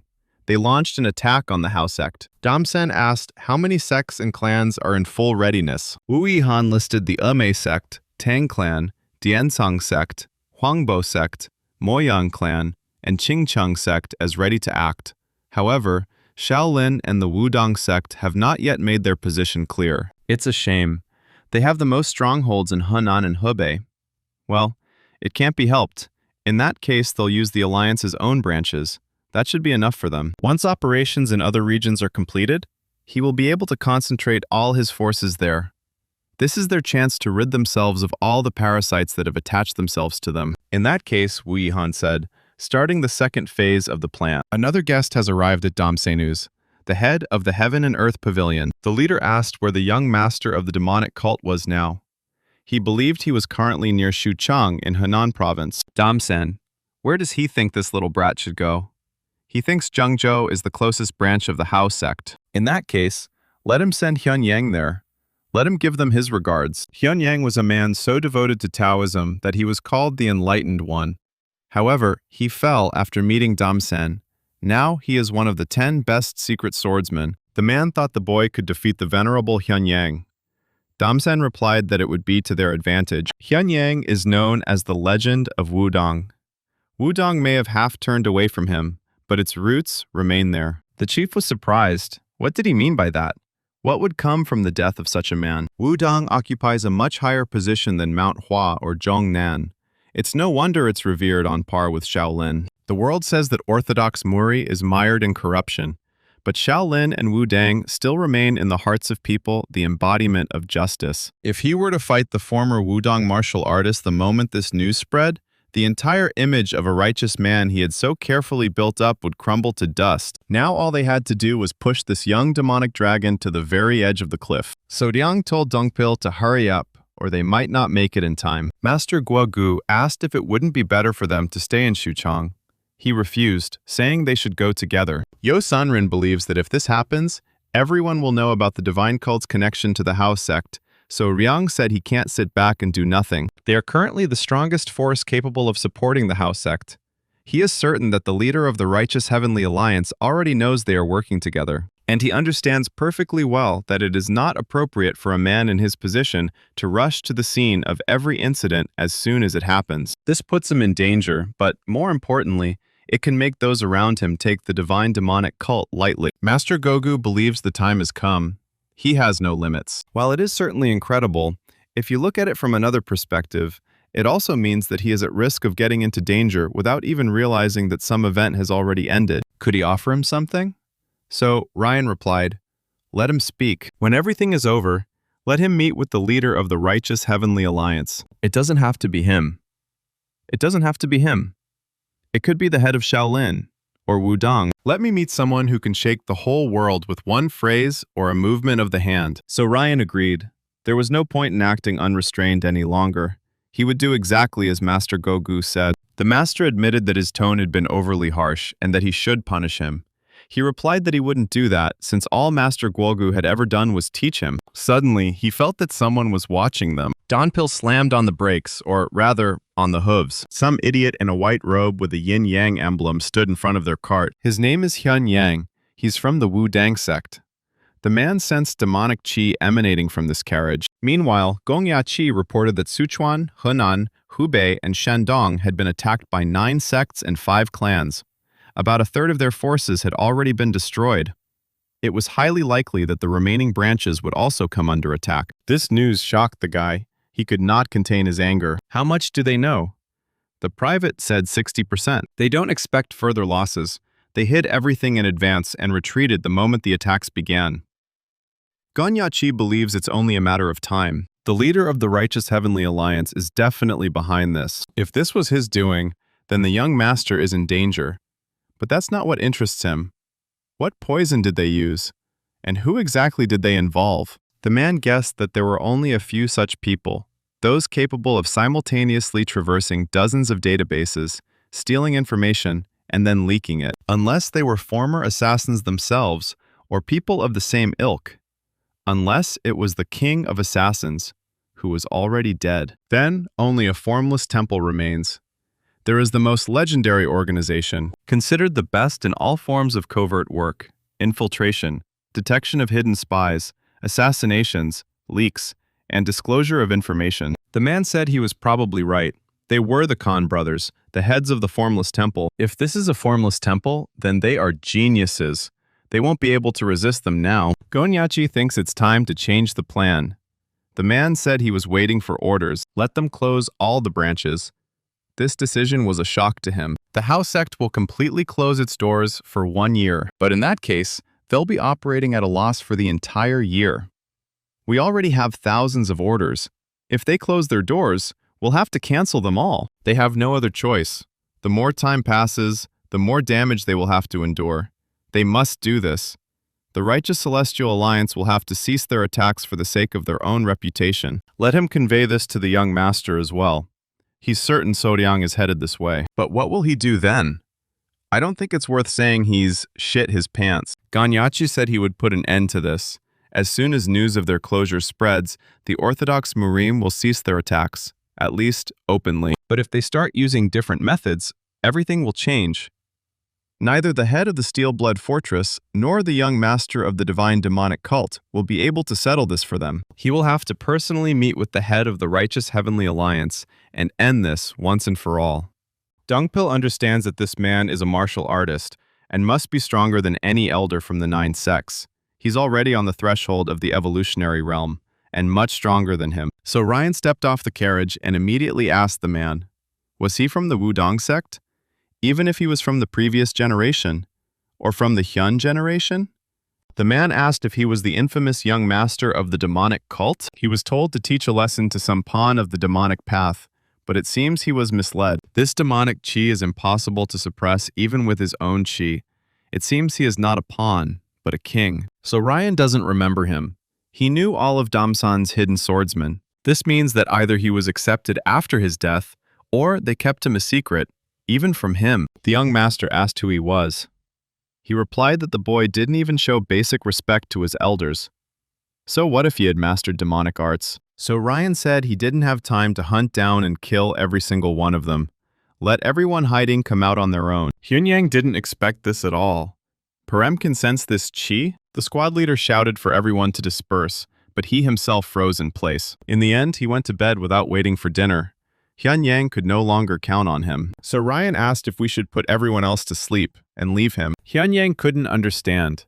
Was he really a supreme demonic realm martial artist at such a young age? The demonic cult has raised a real monster. Master Gogu decided to take a look at the situation and asked Dongpil what was going on here. He replied that their path was blocked by a Taoist from Wudong. There were about 20 more first-class masters nearby, apparently lying in ambush. Guo froze, fear gripping his spirit. They mustn't get into conflict with Wudong. So Ryan said he didn't want to fight the Wudong Taoist. So he said it straight out. Let him get out of the way immediately, or he will get a big slap on the back of the head. Hyunyang said that even if he decided to take the secret path of the immortals, he most likely wouldn't be able to hold out against him for even 20 seconds. However, he has to earn his money. He'll have to sweat a little. So Ryung asked if that meant he'd take the risk after all. Hyun-young said he didn't know which of them was taking the bigger risk right now. As the guy said, he's from Wudong. He can draw his sword if he's ready to destroy the image he's created with his own hands. Master Guogu realizes he's playing dirty. He uses his status as a Wudong Taoist to block the young master's path. As soon as they touch Wudong, the orthodox sects and Morim clans that currently side with them will change their minds about supporting it.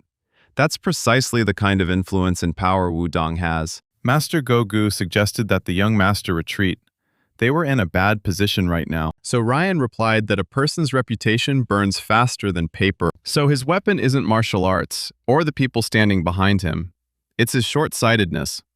The old man decided he cared about his own image. So Ryan decided to upset him. He made a mistake and dug his own hole. Master Guogu shouted that he shouldn't be touched. But alas, it smelled like something was going wrong. He needed to cool it down. He grabbed the blade with his bare hand, despite the circulating core of Taijichi. He should have first found out how crazy he was before he could deal with his situation. He had a chance to leave. He would earn his salary in hell. So Ryan activated a technique called the demonic palm of heaven. Hyun-yang suddenly felt dizzy, as if he was watching a 4D movie without glasses. Then he remembered that he hadn't taken sunscreen with him. So Ryan sent him to the nearest Walmart to buy himself some new Feastables. The young master ordered Dongpil and Master Guogu to find everyone and punish them, so he got rid of the evidence. So Ryang understands that this is all temporary. This could be considered destruction of evidence. It will be a long time before people realize they went out to buy chocolate. Master Guogu understands that everything has already been done. But he shouldn't have done this. So Ryang replied that he knew himself. Who would have thought that Damsen would send his secret Taoist from Wudong to prevent him from helping the Hao sect? So those currently attacking the Hao sect are the strongest at the disposal of the righteous Heavenly Alliance's leader. It must be the Formless Temple. But this is not a card that Damsen can play whenever she wants. Even if the Hao sect was a hindrance to him, was that a reason to use the Formless Temple? It's the same with this Taoist. It suddenly dawned on Soryang that they were in this predicament not because the Hao sect had interfered with the Righteous Alliance's affairs. It was all because of him. He wanted to tie his hands, to render him helpless. Damsen is hunting him. This is clearly his mistake. If he had realized this sooner, the Hao sect wouldn't be in this situation. They need to change their route. They won't help the Hao sect. He believes Gong Yachi can read his mind. There were some minor problems, but Gong Yachi always did exactly what he wanted, exactly when he wanted it. If he went to him, he could help. That's why they had to go to Zhengzhou. But is that what he wants? Yo Sunrin believes he has never asked for his help, at least not in matters concerning the Hao sect. We understand that Soryang is smart enough to find a solution to any situation.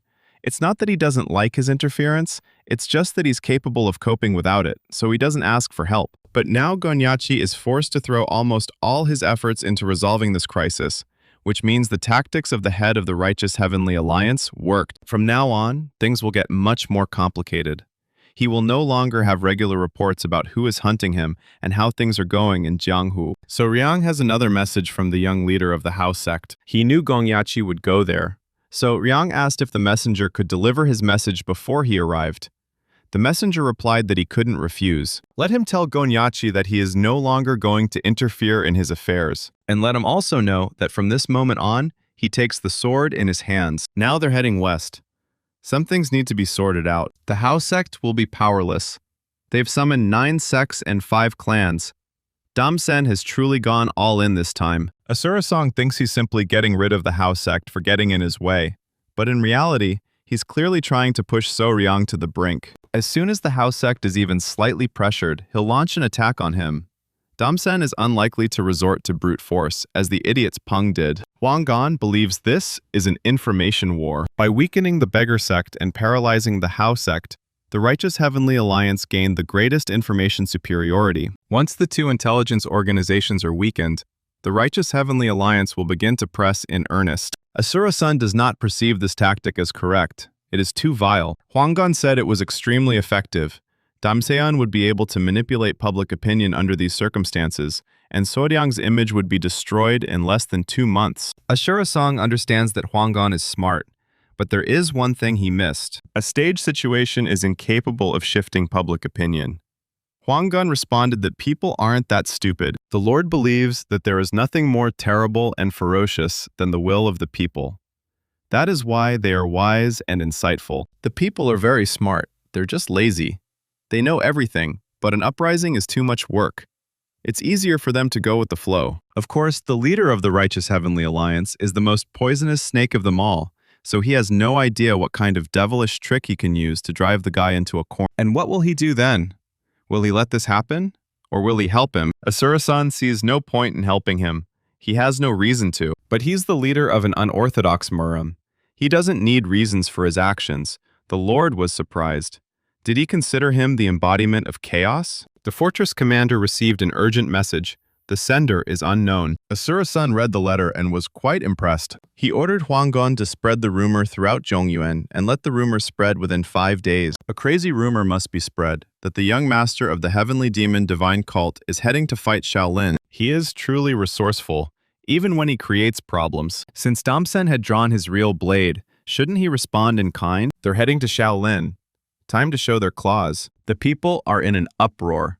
They don't understand why the young master of the divine cult has decided to march through their area. Standing in their way is Han Gyung, the supreme martial artist of the Unbreakable Fist sect, a branch of Shaolin. He demands to meet the young master of the divine cult. They're heading to Shaolin. He doesn't know what their intentions are, but as someone raised in Shaolin, he can't just let them pass. Let So Ryong explain his true intentions. Yo Sunri is outraged. This is already the 10th time their path has been blocked. They traveled so quickly from Xuchang to Dongfeng County, but reaching Mount Sung proved incredibly difficult. So Ryong understands that everyone has already heard about the rumors, so they will try to stop them at any cost. This just shows how much influence Shaolin has on Murim. But they still got here without any serious clashes. She believes that it's all thanks to the Tiger King and Goldie. Han-gyun couldn't understand what kind of animals were guarding them. They must be messengers from the other world who were subdued by the Yama demon. Is the young master really so afraid to meet him one-on-one? The man used force to stop Soryang's pets. However, his crushing blow, which could even shatter boulders, was not enough. Goldie didn't even flinch. He tapped him on the head with his paw, telling him to be smarter next time about hurting little ones. They need to move on. Let him not be discouraged. He still needs to eat porridge to have more strength. The messenger delivered the letter to Gong Yachi. He doesn't understand. After all, he's done so much for Soryang, and Soryang didn't even dare help him. They went through all this because of him, and the responsibility lies with him. Ganyachi interrupted the messenger. The responsibility lies precisely on his shoulders. It was he who proposed an alliance to Soryang. It was his fault that the Hao sect found itself in this situation. Many of them died. The situation is, of course, dire. But he, as the heir to the Hao sect, is in excellent spirits. So Ryan is the one who is feared by all the Murim. He needed him. Thanks to him, he was able to do everything he did. He also recognizes his skills and character. It's precisely because he trusts him more than anyone that he said he wouldn't interfere. Gonyachi believes in his skill, and he believes in him. How could he disappoint him? For the sake of the Hao sect and to repay him for his trust, he must go through this. He won't be able to contact him for a while, so please pass on this message. He wrote down what he plans to do and the possible outcomes. The messenger was surprised. Was he really going to go to Damsan alone? In war, one can only rely on oneself. Let him carry out his orders. Gong Yachi from the Hao sect came to ask for an audience with the leader of the alliance. Let him open the gates. The boys had almost reached their destination, but this time, the wall they encountered was more powerful. His name is Chunggak, a man who brings his greetings to the great people of the realm of desires. He is responsible for the Hall of Arhats. The door of the carriage swung open, and the very same demon Yama appeared before the people. Chunggak finds the situation terrifying. The realm of the supreme demon, is this really possible at such a young age? He's strong. If the abbot or the former elders don't join the fight, they'll lose. So Ryan asked if he was the master of the Arhat Hall. He replied that he was. So, does that make him a young master of the divine cult? He also confirmed that it was him he saw in front of him. They've heard terrifying rumors and need to clarify the situation beforehand. Has So Ryan come to fight them? He'll make a decision after a serious discussion. In that case, can we assume the rumors are exaggerated? So Ryan replied that no, They are who they really are. He said that he intended to take the Shaolin tablet. Yoonggak understands that his thoughts are incomprehensible to him and hopes that he will explain his intentions to them so that there will be no misunderstanding between them. Shaolin is the best sect in Jianghu and the elder of the Marima. He's sure the man knows it. Yoonggak loves Shaolin more than anyone else, but he finds it difficult to appreciate the extent of his influence in society. It's not his opinion that matters. People really do think that way. And even the Shaolin have been using this influence for hundreds of years. In other words, Shaolin is the son of Orthodox Murim, and in this case, they cannot escape responsibility. What did Shaolin do while the Orthodox Murim reached this state? Yoonggak was surprised. What did the young master mean? Corruption is rampant, and everyone flatters those in power while despising those who are weak. He doesn't know what might have happened inside the Shaolin, but it cannot be said that the Shaolin is not to blame for the decline of Orthodox Murim. Let him look at the 9 sects. What they have become now. Previously, the 9 sects were the embodiment of justice and righteousness. But what happened to them? They were drawn into the evil plans of the leader of the righteous heavenly alliance. Now they care only about money and power. Do they understand why Soryang, the prince of the demonic path, is causing all this commotion? Do they know why he's doing this, even though it would only benefit them if the Orthodox Murim were to decline? Because he admits they're different. If they admit their differences and coexist, there will certainly be some problems along the way. But Soryang believes they can achieve peace in Zhongyuan. If they have eyes, he's sure they've seen it. If they have ears, he's sure they've heard it. But why aren't they doing anything? Was it really so difficult to scold them, as Elder Jianghu? Shouldn't world peace be a consideration in this Buddhist heart they so strive to achieve? Yoonggak warned the boy to watch his words. Soryang knows this is all nonsense. He knows what they're really like. If the world has reached this point and they only care about their own image, why don't they think to open the gates of their temple and go out into the world? Yoonggak said that Shaolin has its own problems. So Ryang responded that if Shaolin's problems are as widespread as what the Orthodox Murim are currently going through, then he would take back his words and apologize. Let him tell me, were their frame's problems really so great that they were forced to simply watch the world rot? If Shaolin will only serve Buddha, turning a blind eye to the destruction of the world, then there is no longer a place for him in the Jianghu. That's what he meant when he said he would take their Shaolin tablet. Let them decide whether they will continue to just worship Buddha or take a step forward and do something to change all this. If they choose the second, then he will kneel before the abbot and apologize. But if the first one is chosen, he will personally destroy the Shaolin Temple tablet. Yoonggak couldn't believe it. Everyone present felt a shock. This wasn't some kind of evil spell. He has a chi more terrifying than anyone else, but he speaks of peace and security for the entire world.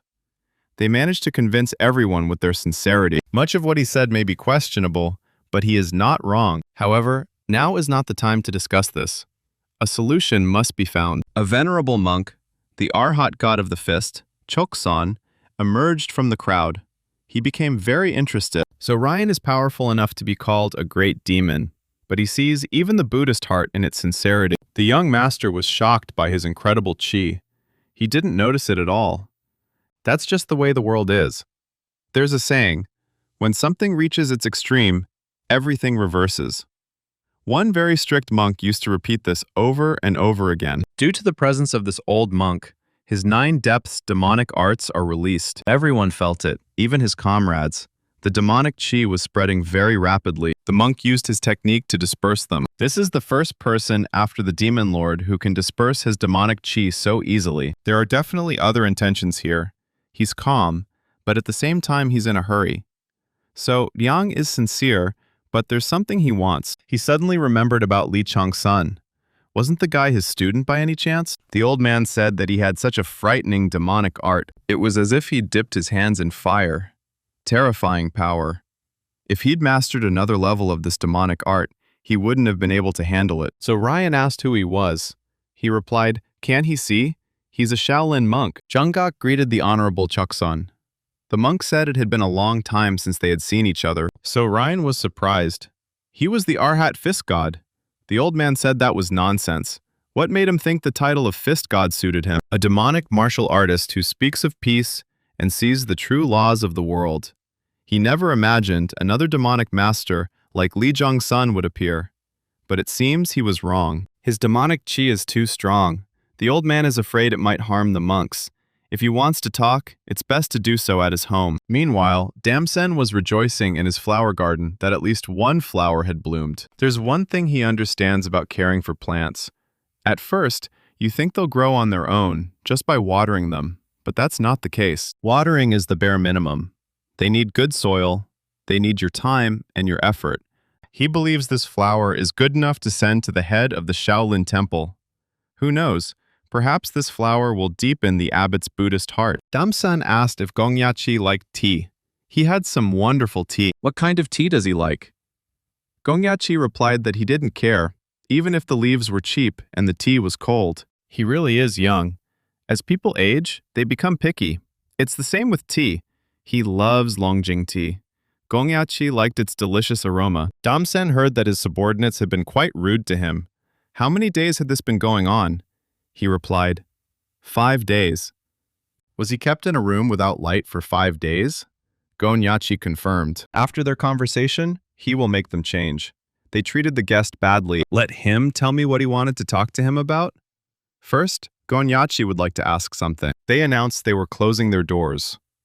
And that's probably why they stopped the attacks. But that's not what interests him.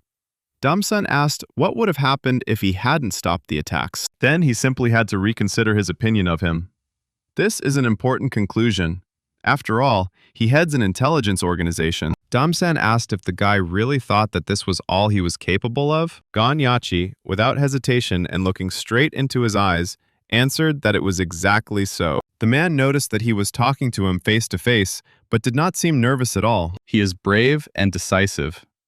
He also holds his convictions very firmly. Despite this, he has flexibility in his thinking. He is definitely talented. Let him ask what he wanted. Is Damsen keeping an eye on young Master Sodiang? He replied that he was currently near the Dongfeng Bridle in Henan, and he believed that by now he should have reached Mount Song. So Gongyachi isn't surprised? Did he know the young master was heading to Shaolin? The guy replied that he'd been informed before he'd even knocked on their gates. So why was he asking about him? Was he worried? Does Damsen know why he's doing all this? The old man understands that he rose up for some purpose, but he hasn't really delved into it. Did Gongyachi know what his goal was? He replied that it would be foolish for him not to know, since they'd been working together for several months already. And what is Sodiang trying to achieve? He's trying to do the same thing that someone once tried to do to him. So Ryan will bring the Righteous Heavenly Alliance to the brink of disaster. But how is this possible? Is he planning to sway the Shaolin to his side? Gongyachi believes it's possible. Shaolin is the son of Orthodox Merim and a demonic cult on the path of demons. Uniting, they are quite capable of achieving this. Desen can't imagine them working together. Gongyachi said that if it was a demonic cult from the old days, such a thing would never have happened. But that's precisely what worries him, isn't it? The current demonic cult is no longer what he remembers. People would have been surprised to hear that Shaolin and the demonic cult had become allies. But they didn't think Shaolin had made the wrong choice. This was because the young master had changed the image of the demonic cult. Does Damsen really think that the Righteous Heavenly Alliance can stop the two combined forces if they strike together? Damsen asked anxiously what the guy meant by this. It was he who helped young Master So Ryan rise to prominence. It was thanks to him that he was able to become the demonic martial artist praised by the people. Gongyachi is considering switching sides. Does Damsen have the desire to become a fighting force for the Hao sect? The monk asked the boy how he looked. Choksan never thought he'd ever leave the temple. He can't imagine how pleasant it is to hear the sounds of prayer chants and training. But the reason he lives here outside the temple is because he doesn't want to influence them. As people age, they become narrow-minded. Just when someone thinks they've grasped how the world works thanks to their life experience, they begin to think they know everything. He's a monk, more passionate about martial arts than Buddhist teachings. If it were the other way around, he could right all the wrongs of the past. That is why he lives outside the temple, so as not to influence the monks, who consider him a legend. No matter how the Jianghu world perceives Shaolin, it will remain so. Bodhidharma didn't create treatises on muscle modification and bone marrow washing to make them skilled in combat. So Ryan asked, is it similar to how he left the temple, the Shaolin left Jianghu? Because he's afraid of negative influence? Choksan asked if he happened to like grain tea. The boy noticed the old man wasn't listening to anyone at all. When did he even get that? The tea is perfectly fermented. perfect for serving to guests. Is he allowed to drink? The old man said he left the temple for a reason. The monk noticed that the young gentleman didn't know how to drink at all. One must slowly savor the taste and aroma.